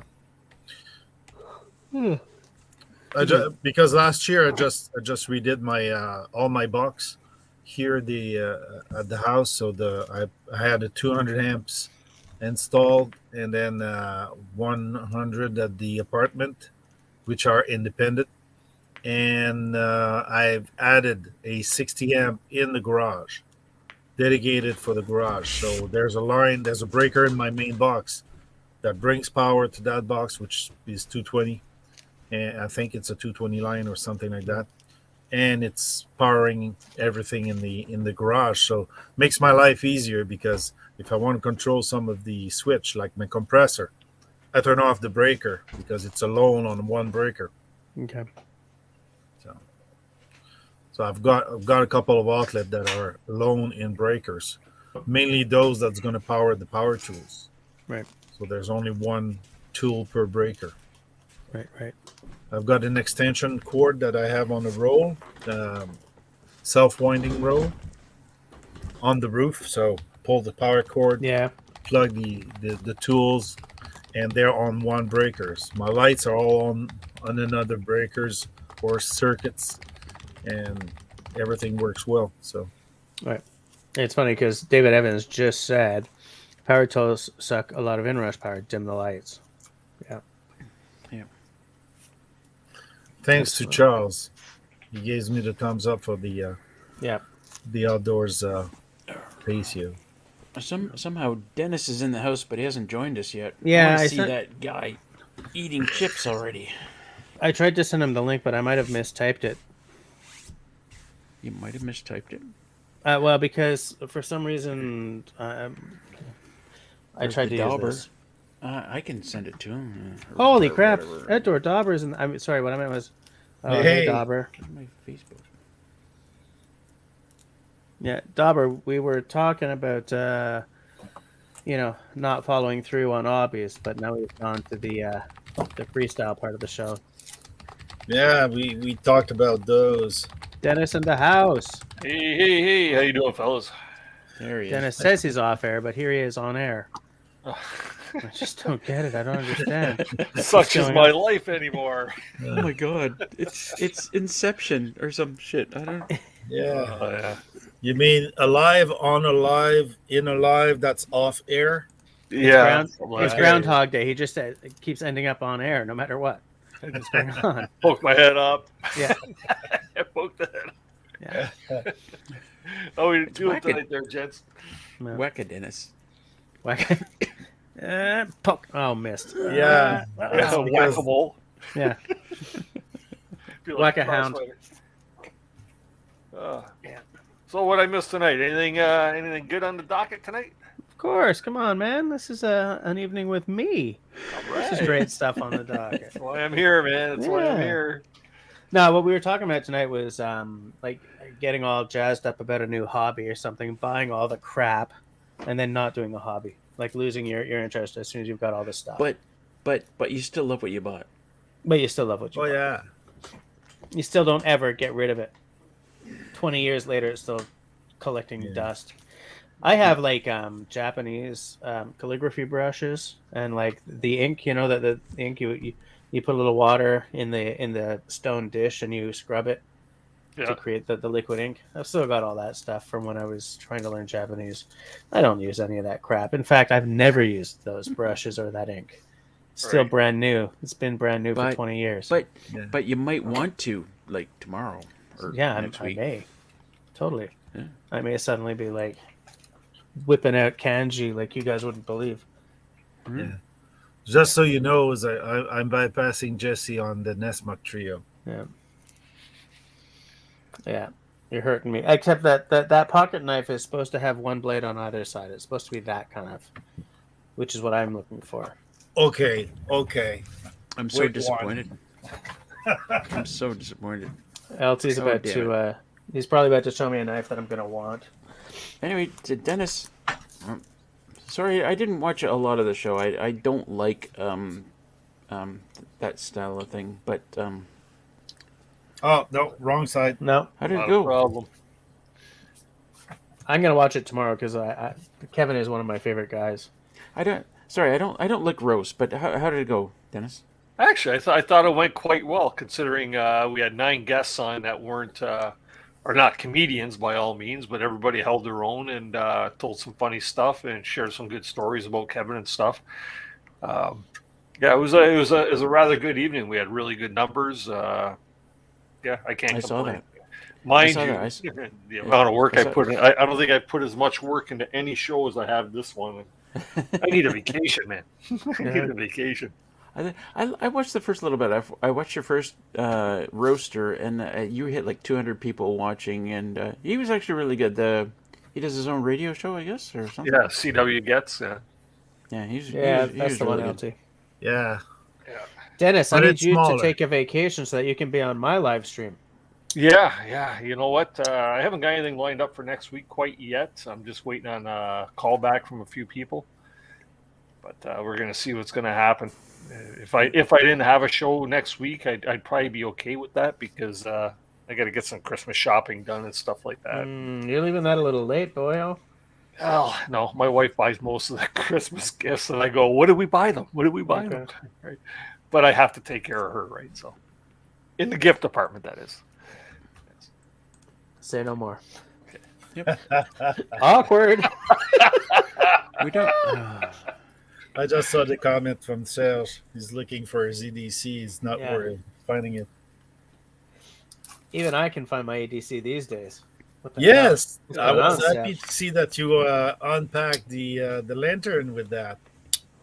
Boom, baby, right there. Yeah. I keep it right above my desk now. I reorganized the shelf above my desk, so. Aren't you supposed to keep that in your pocket? Yeah, but I don't go anywhere, Russell.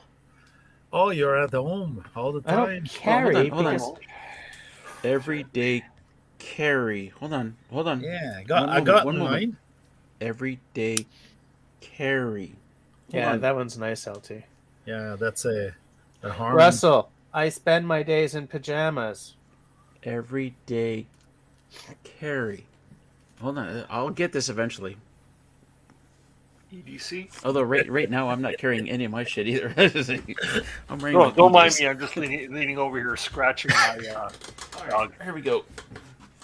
I got When my you everyday work carry now. from home and you don't go anywhere, it's every don't carry. Oh, what No, do you but- got there, Russell? I mean, I've been using my knife every day now because of the project outside. I make a cut and there's some burr. Take the knife, cut the burr. I mean, Yeah. That's I a could pretty pull fancy one of butter mine. knife. I could pull one mine out. That's the world's best cheese knife Russell's got there. But I'll tell you what, LT, if I spent like $1,000 on this thing, I would never touch it. But because I spent $30 on this, I'm sitting on the couch watching a ninja movie, going, "Yes, yes, do this next," and shit. Cut him in And half. kidding Cut him in myself half. and whatever.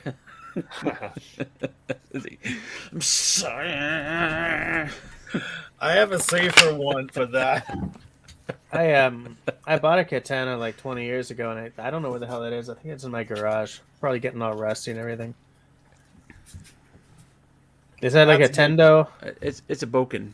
It's a Boken. It's a Yeah. wooden one, and I've used it for practice. I have one. Yeah. And he's got it. Freaking LT's got like every blade known to man. He's got every blade known to man. Well, the only thing I don't have is the naginata, a pole sword, the sword at the end of the pole. Yeah. Sometimes I wish I could. I mean, I'll just get some duct tape and an old broom pole and throw that on the end of it. no, I Stick mean it on live one. I mean a live one. Yeah. Did I recall the story that I was in Victoria with the shop where I saw real genuine katana for like $300? I like what Outdoor Dauber just said. Jessica Katana is buried under his kanji brushes in the garage.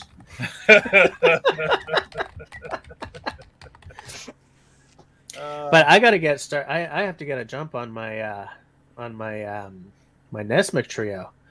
I can't let LT beat me to the Nesmith trio. Well, all I have to do is call. I lost his name again. Jesus. Come on, man. That's Simon. Simon. I just have to call Simon and send it over, and you're done, man.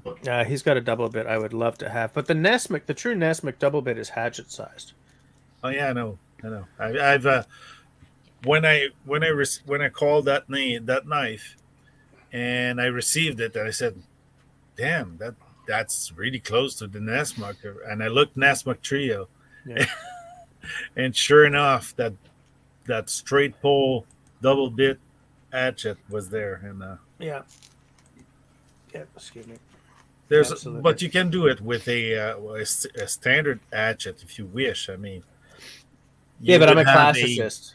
I'm a Wow. classicist. It's got to be the here's the thing. What I want to do, and you guys have all heard me say this, except Dennis, because he's kind of busy Tuesdays. What I want to do like a 3-episode series, or maybe more, but 3 is what I see. 1 where I have this straight up textbook Nesmith trio, the Nesmith knife, the double-sided pocket knife, and the hatchet-sized the double bit. 1 where I'm sort of using it and I'm kind of rethinking what a rain dance trio would be, and then the 3rd where I've switched out what doesn't really work for me and I've created the rain dance trio, right? And so I wanted my concept. I mean, this is all going to take money I don't have right now, but so the concept is to start with the Nesmith trio exactly as it appears in his book. I have the hatchet size double bit. It's not the double bit I want, but it's a double bit and it works fine. So I just have to get the 2 knives, and then I want to just do, because here's the thing: Nesmith didn't use the belt knife the way bushcrafters these days use it, or even survivalists or preppers use a belt knife, right? The stuff we use are belt knives, where he used the pocket knife for, and the big ass knife, the one that, the Nesmith style knife, that was like for skinning and gutting game and cooking. That was his food prep knife, right? Yeah. So He wasn't splitting wood with his knife. he wasn't splitting wood with his knife. He had a little, and the thing about the little hatchet was it was ground differently for the reasons one has a double bit, Yep. So and traditionally it makes sense because you'll use the toughest tool for the toughest job. Yeah. And the steel weren't that great at that time, so 440C was considered like top of the line steel, and today's is like basic El Cheapo steel. So Yeah. it's still good steel, but it's not as strong as those steel you can have. Russell, what do you have? Beer. It's good. You No, should try it. did you just pull out another Did- sword? Did you just pull out like another big ass knife? I'm gonna show it to Jess later. Okay. All right. Okay. Good night, everyone. I'll see you. He wants to see it now. Yeah, I mean, geez. For those of you Ortiz. for those of you who didn't know, by the way, I just want to point out that Dennis hosted a roast of Kevin Callan tonight for his birthday, which I will be watching time shifted to tomorrow, as I usually do. And if you guys like Kevin Callan's books or his on-screen persona, or you want to see a roast, definitely check it out after we're done here. After we're done here. Yeah. Hey, can I throw a plug in for something? Uh-huh. Yeah? Okay. Yeah. One of the things that we had incorporated with the show was we actually were trying to raise money for Project Canoe. You're aware about Project Canoe, right? I am. And yes. effort to try and raise, we were actually selling decals, Kevin Callan's celebrity birthday roast decal, and a Canoe on Adventures outdoor adventure show decal. $10 includes mail, the whole 9 yards to your door. So if anybody's interested, they just go to my website and buy Proceeds one. And go to Project Canoe. So all right. just a little fundraiser for them. All right. And we'll take a look at that after we're done here. Outdoor Dauber says, speaking of tough steel, the new knife I'm getting falls in that category. We'll definitely check that out later too, as well. Hey, Now I'm Jess. curious. Hey, Which so I'm one? looking at that. Sorry, I'm looking at Lure of the North. Those moccasins you were talking about earlier. Have you looked at the website recently? Yeah, I was on Yeah. their website yesterday. Actually, they don't have an awful. They have no moccasins left. Basically, They don't they got sleds. Bags. They don't have moccasins left, and they don't have the anoraks left. So nothing I was looking to buy, they have left. So they're just not making them anymore. They're closing the retail end of their Yeah. business down. Yeah. They want to concentrate okay. on, which is too bad because I don't know who I would give my money to at this point. Because I mean, there are I could probably find the exact same thing or similar enough being made somewhere in the States, but as you guys know, that adds a lot of money onto the project. Okay, So, you're talking about Boreal and Anorak? No, we're talking Lure of the North. They're in Ontario. Boreal is here somewhere, aren't they? Yes, it's in Montreal. Yeah. And he makes out of he has the wind rack that's canvas. Yeah. And he's got the wool blanket anorak. Yeah. It seems pretty good. I mean, it's a guy I've exchanged a couple of things with. If I remember correctly, they're a whole lot more expensive though. That might be. I mean, he buys literally army blankets to make the anorak. So they're made the traditional way. So yeah, he had to sell too. What's the traditional way? Is that like a poncho style? Yeah, it's a kind of poncho anorak. Okay. Yeah. It's not quite the same as. But it's made with the blanket, the fire blankets from the army. So, and you can choose some accent and things like that. It's pretty good. All those Chinese imitation site uses video part to sell the anorak. So, yeah, it's Boreal Mountain anoraks, isn't it? Yes, Boreal Mountain. I'll have to check that out. Yeah, they're based in Montreal. I'll check the Facebook. I might just be able to send you the link. Yeah, I got the link here. I have a link to their anoraks page. Yeah, Boreal Bushcraft is the channel I've collaborated with at the beginning. So. Right here, I'm going to drop a link into the side chat. If you do want to check out that link, I invite you to right-click on it and open in another tab.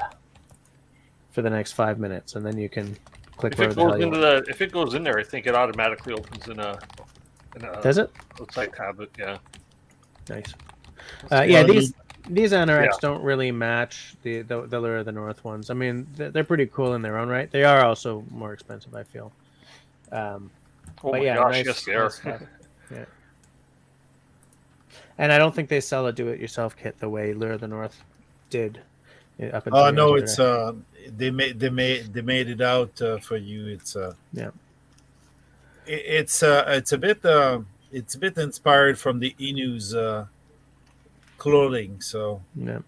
But yeah, the prices are much higher than Lure of the North. So You Yeah. know the thing too, Jess, with the Lure of the North, is I wonder if it's going to end up being a lot like Hunter and Harris. And I'm not spreading any rumors or anything, but when Hunter and Harris stopped making canoe paddles and they closed down their business, Mhm. a lot of people were really disappointed that it's like, either you or get off the pot, right? Yeah. And then they made their comeback, and everybody was so relieved that Hunter and Harris come back and they're making paddles again, so now they can buy the paddles. And I was one of them people that said, I was just saving a few bucks so I could buy one of their nice handcrafted paddles. And then, Yeah. you know what? They announced at the beginning of COVID that they were closing the doors, right? I wonder if that might be. I don't want to say for Lure of the North. She's one of the people that I'm hoping to have on next week is Kylan and Dave, right? Mhm. But they're taking their business in a different direction. But I wonder if maybe down the road they might start again. Yeah. But it's funny because yeah. Okay, I'm gonna start that again. Earlier tonight, I had made the point where I'm tired of being one of those guys who says he's planning to buy X, X, and X, and then just never does it. And if they ever do bring their business back, then I definitely am gonna, no matter what, I'm gonna buy at least the anorak, because I want to get started in winter camping. Yeah. I also want the moccasins, but here's the thing. My snowshoes will not work with those moccasins, right? I have the GV, big plastic and metal and blah blah blah. So the moccasins are the use case is a little less clear. I just think they're freaking amazing looking, And when like I picked Martin's brains a lot on his because he's very happy with his, and he bought his wife some as well, right?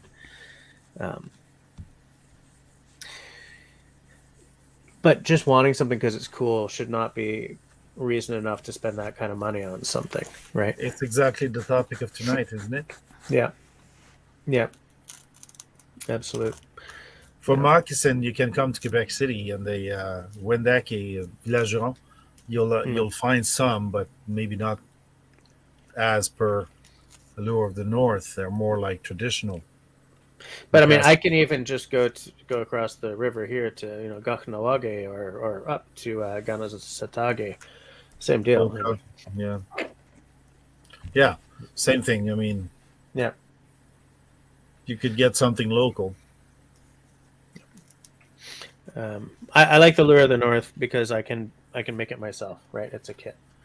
I mean, you can get them made or as a kit. I like the idea of, but because I'm always looking for something that could potentially be content for my channel, right? If I get the kit, I'll make an episode on making the kit, and people will find it fabulously interesting because I'm just such a fabulously interesting guy, and because moccasins are cool, and then And you're good looking. I will, and I'm fucking amazing looking, dude.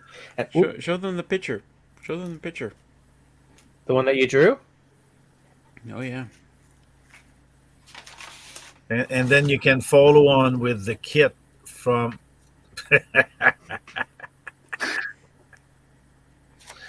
And then you can follow up on your number 4. Yeah, right. I kind of wish I'd ordered that in flat grind though. But so I see everything that I buy bushcraft relatedly. Oh God, the language tonight is so hard. I see everything that bush. Oh my God! Somebody say something and get the attention off of me here. Fireballs. Bushcrafty. Like Kicking the nuts.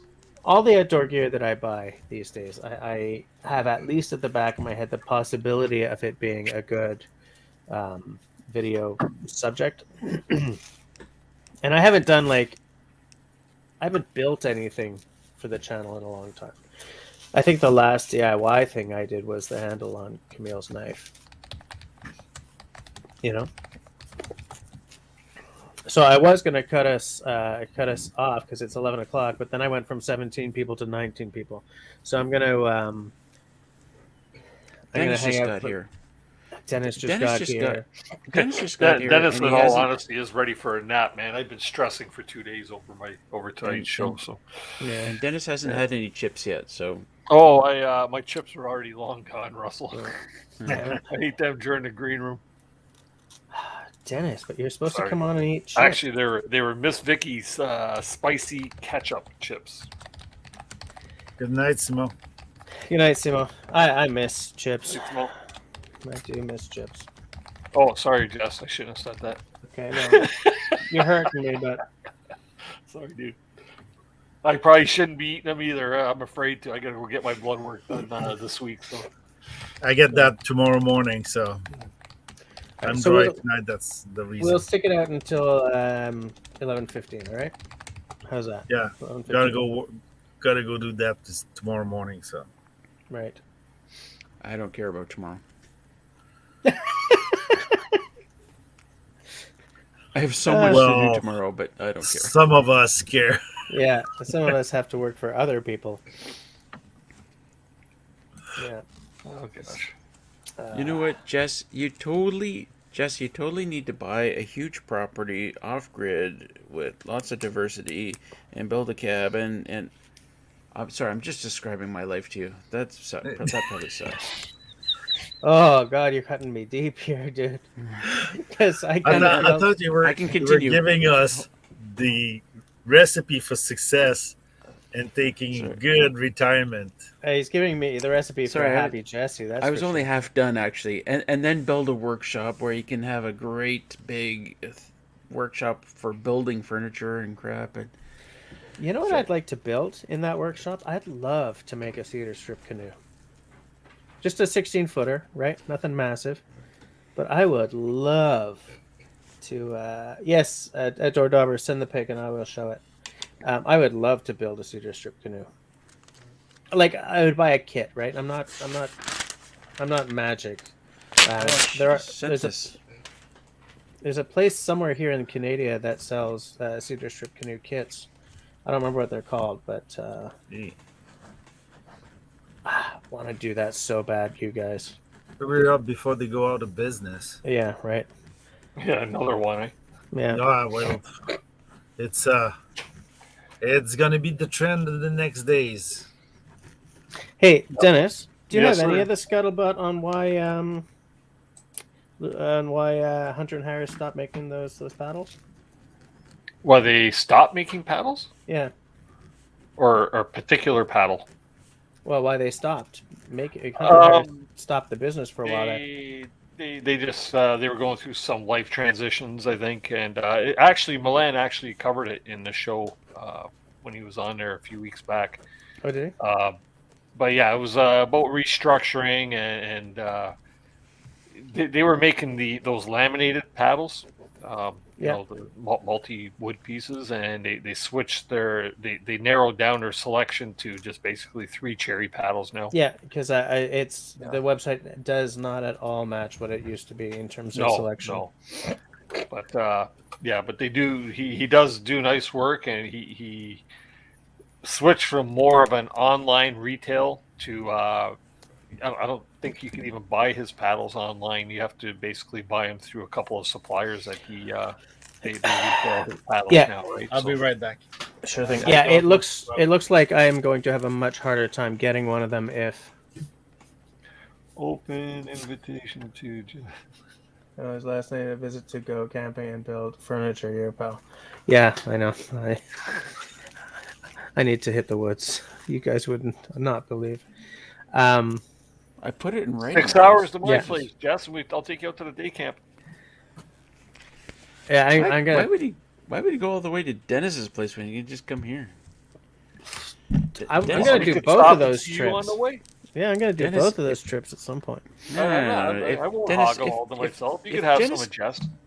if Jess comes here, Dennis, you come here too, and you can hang out for a little bit. Okay. Party at Russell's place. I'd actually like to come out to Raspberry Rock in the wintertime. Yeah, That'd be hilarious. Like Jess be comes nice, here yeah. for camping, and Dennis comes here to see Jess, and I'm like, "Hey guys, there's a workshop full of material over there." Oh, he wants to put us to work, Jess. Are you kidding? I'll do it. I'll do it. You want me to make cedar shakes for your workshop? I'll do it. I'm like going in to shake hands, and suddenly you're finding a drill in your hand, and like, what? Yeah. What? What's going on? I Where'd like that come from? what Raven says here. So many things I want to build: more knives, scrimshot, powder horns, muzzle loader, Ojibwe style snowshoes. So much to do, so little time. Absolutely. Good night, Serge. Good night, Serge, Serge. good night, buddy. Yeah. You know, it's funny you say that, Russell, because I had a buddy back when I worked when I used to work in the factory life, and he was an older gentleman. He actually introduced me to one of my favorite areas up north. He was building a cottage on the end of a lake called Tilden Lake, and I used to go up with him all the time, and I'd help him build and stuff. And he goes, "Yeah," he says, "You help me build." He says, "You come up here anytime you want, right?" Nice. So he's long since passed, and he sold the property for like $40,000. I would have loved to have got that. Yeah, you should have jumped all over that. We kind of lost touch after a while. He passed away, and he just sort of, before he passed away, he just offloaded. Dennis, I tell you what, I get offers all the time. People saying, can I come? I'll help you build. I'll work for free. I'll pitch a tent. And I think, God damn, that sounds like a really great offer. But I mean, the one time I said, a guy said, I'm retired. I have years in construction. I'll come help you. I'll stay in a tent. And I'm like, yeah, this is a really good deal, actually. But I said, can you do like a video of yourself and put on YouTube, on your YouTube, under your account, and kind of tell us who you are and stuff? Mm-hmm. And he did, and it's like, well, yeah. I was paralyzed last year, and I was, but before that, I was on disability for like dementia or something like that. I don't know what it was. I'm like, oh my God, there's no way I would ever have you out here. You can't do anything. Right. Yeah. I was like, Well, not only that, you did don't know I who you're miss the getting picture? into or what you're getting into, right? So. but, Yeah, exactly. But like people like us on screen, like Dennis, I've talked to you a bunch of times, and Jess and LT. I'd be like, I'd be totally fine to have any of you guys out here because I know you. I talk to you, and I know who you are. You know that we're not We're normal. disabled. We're normal. Yeah. Fucking best. I had a screen freeze on you, Dennis. Here we go. Here's Outdoor Daubers anorak. Oh, yeah, nice. Pretty cool, eh? Yeah. Cool. I think he made this. Most likely because the pocket is big. Yeah, he made this. I remember seeing the pictures of it in. That's not a pocket. That's home plate. Yeah, well, it's a No, tool really, built. that's cool looking anorak. Yeah. It's a tool built. Everything is hidden into it. Yeah, nice For me, it'd work. be a munchie pouch. I'd keep my chips in there. You need a place to keep your chips. Dennis, Yes, you I would do. have a compartment with chips, the other with peanuts, and then the center you would have maybe a knife or The licorice dispenser. Whoops. How do you still have 20 people watching right now? This is Yeah, crazy. it's weird, right? Because we were at like 17 not so long ago. Hold on, he David says he made it up with 2 U.S. Army blankets. Yeah. So David nice. says you make the nice- bar very high. I will not meet that criteria. Yeah. Well, are you not paralyzed, David? Yeah, his screen freeze quite a lot. David, you freeze a lot. Dennis? Yes. Dennis, yeah, not David, Dennis. Yeah, Dennis. I My noticed son's that coming earlier. back in town today I from Gagetown. thought- Sorry, Dennis. I thought I saw that during when you first started. You're freezing a lot. Your audio was fine, but you're just kind of freeze. You know what?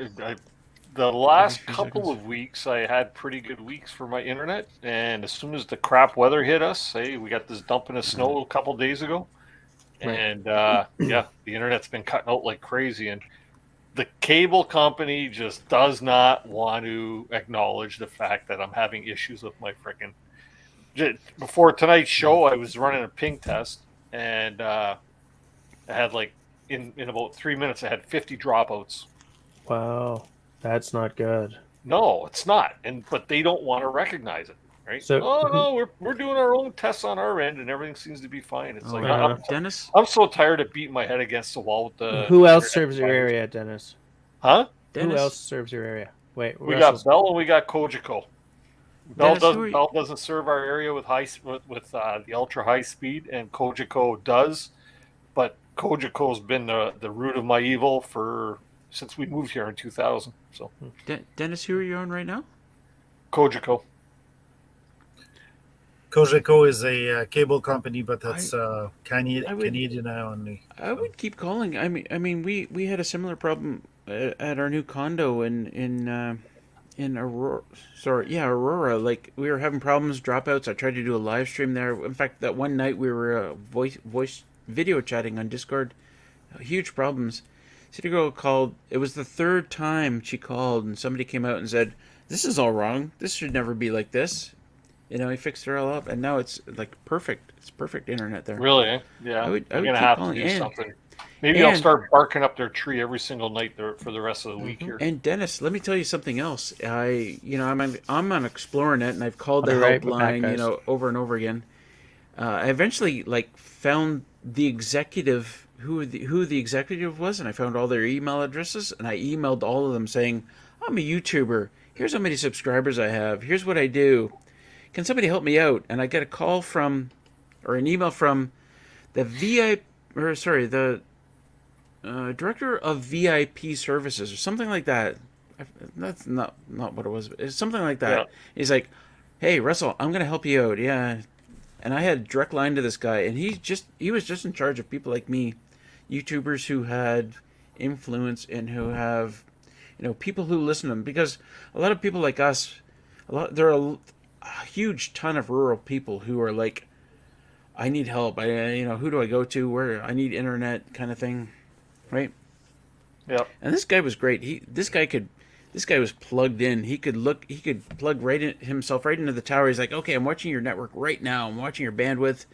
Seems pretty good. Here's what's going on." Bing, bing. He was fantastic. He wasn't just helpline. He was Yep. way up the ladder. If you want them to acknowledge, also ask them for video chat. Maybe you'll freeze up so many times they'll be convinced. You know what? That's a good call right there. Yeah, I mean, Because you said like right now with me, I'm freezing Oh, yeah. up on you guys. you Yeah, froze you up are. just before you answered Yep. again. So. Yep. It's So like- that it's would like- be the way, I think, of going in. Say, "Hey, why don't you come up on video chat? We'll see what happens." Yep. You froze again. Did I? Oh, yeah. No, I'll probably just It's like- sitting still. Yeah. Well, it's like you're not within that seconds, still. but If as you were long as that the- still, you would be dead. Yeah, I could run a ping test right now. I should get the ping running here. and Yeah, just see as if you that were works out. saying it, you were frozen. Yep. Yeah. So Yep. it's getting to be real BS, right? At one point, they're gonna have to acknowledge they have to do something to their their lines, and do something. So, I think we have lost Jesse, or he's he's back. I think Jesse had to go poo poo. Oh, And now, oh, he's eating snacks. yeah, can't eat now. I have to wait tomorrow. Yeah. So we had a great idea. one time out. Then it should be video conferencing with the company and say, "Hey, why don't we do video and see how the crap is going on with my line?" So Right. Yep. But you know what, LT? It's not always bad. It's hit and miss, right? And especially when the weather gets bad, it's almost like there's a break in the ground or something, right? Like the wiring in the ground, And when the weather gets bad or it gets moist, it could be rainy, it could be snowy, whatever. And that's when I seem to have all my problems, right? Yeah. What's the weather tonight? Because you're frozen every 5 seconds. I am now still, yeah. Oh, yeah, you were. Yeah. Yeah. See, it's crap. It's Yeah. crap. Actually, I But- should be watching the live. You're not on like a satellite dish, are you? No, we're plugged in. This is hardwired right into to Kojiko, right into their Yeah, that's modem. weird.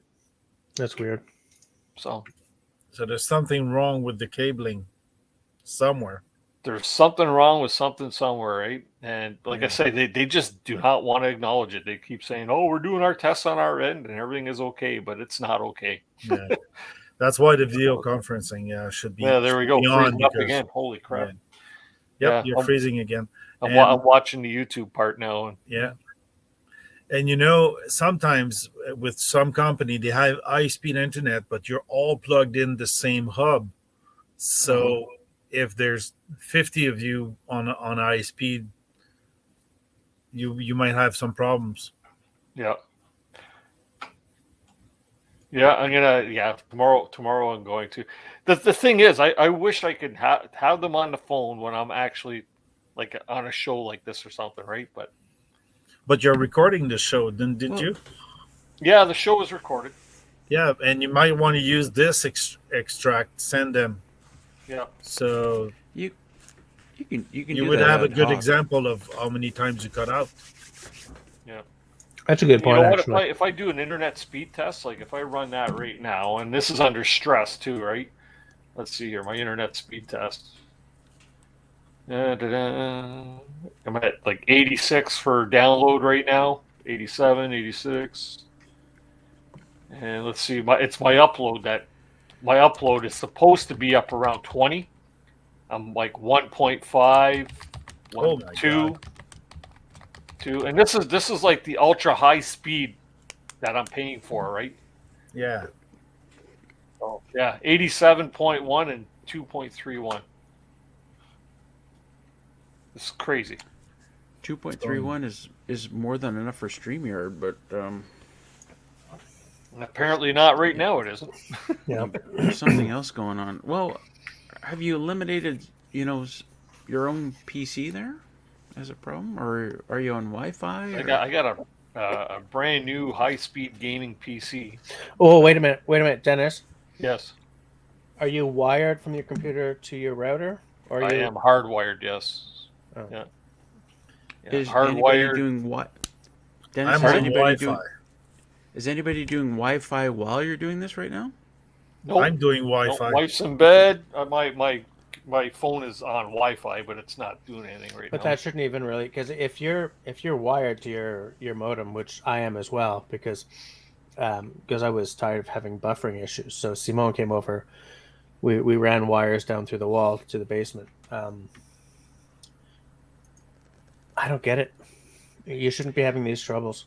Nope. I've seen problems before where I was hardwired, but somebody in the house was Wi-Fi trying to do stuff or like watch Netflix, and the Wi-Fi just dragged everything right down, or Really, it was weird. Yeah. that's bizarre. Maybe it's the router as a priority on Wi-Fi. Don't think so. There's my speed test right there. Like Yep.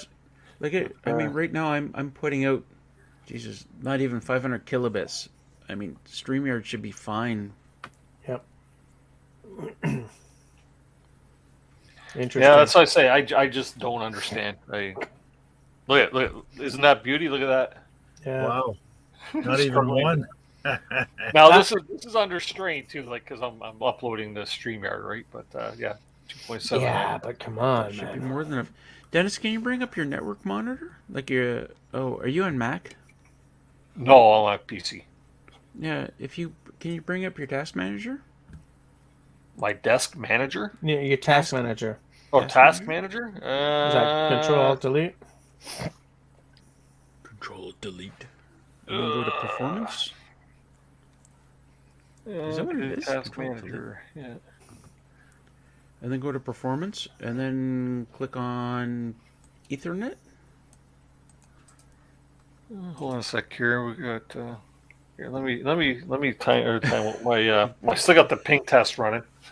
So we started as a what hobby tool have you bought that you'll never use, and now we're like troubleshooting Dennis's internet. I know, right? Okay, I'm in Task Manager. What am I looking for? Okay, so performance tab, Performance. Yep. and then down on the left, Ethernet. And can we throw that up on screen? Yeah. Here, let me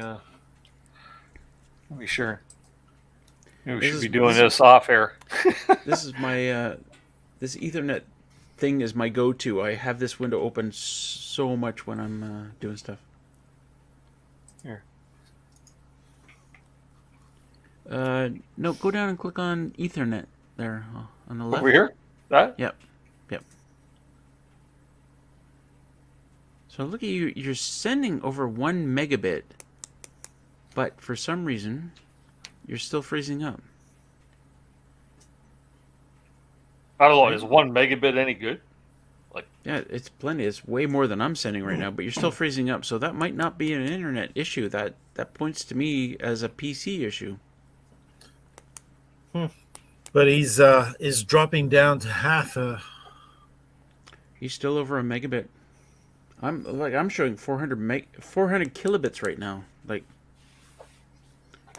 Dennis, I think that's a PC issue. Would it be like a graphics card issue then? Like, what have you got anything else running on your PC? No. No.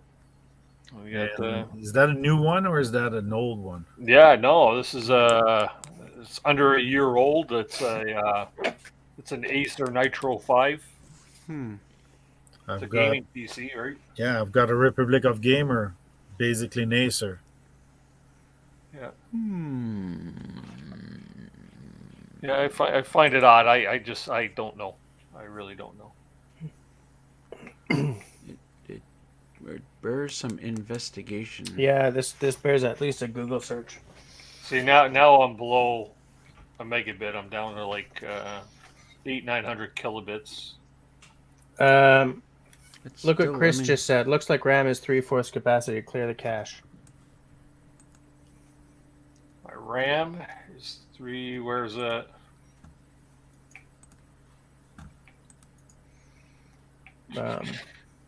Go to memory. Second See, from the I'm top. I'm a bit of a dummy when it comes to all this crap too, right? Second Yep. from the top on yeah. Yeah. So does that look like clear the cache thing, Ben? No, he's fine. It shouldn't be causing that kind of. I mean, How do you clear the cache anyways? It could never hurt to right do now that, it's not a memory thing. I mean, maybe a GPU thing, but it's not a memory. Here. Here's Russell's. So this is. Ooh, look at me. So I was less than 400, and I don't think you guys were seeing me freeze up. No. Am I freezing up now? No. See, I'm dropping down to like 600, 700, 500 kilobits right now myself. Yeah, because you're Dennis. Right now, you're sending a very tiny little picture, right? Your video size is like tiny, because you're on the screen, right? You see what I'm Yeah. saying? You and LT and me and Yeah.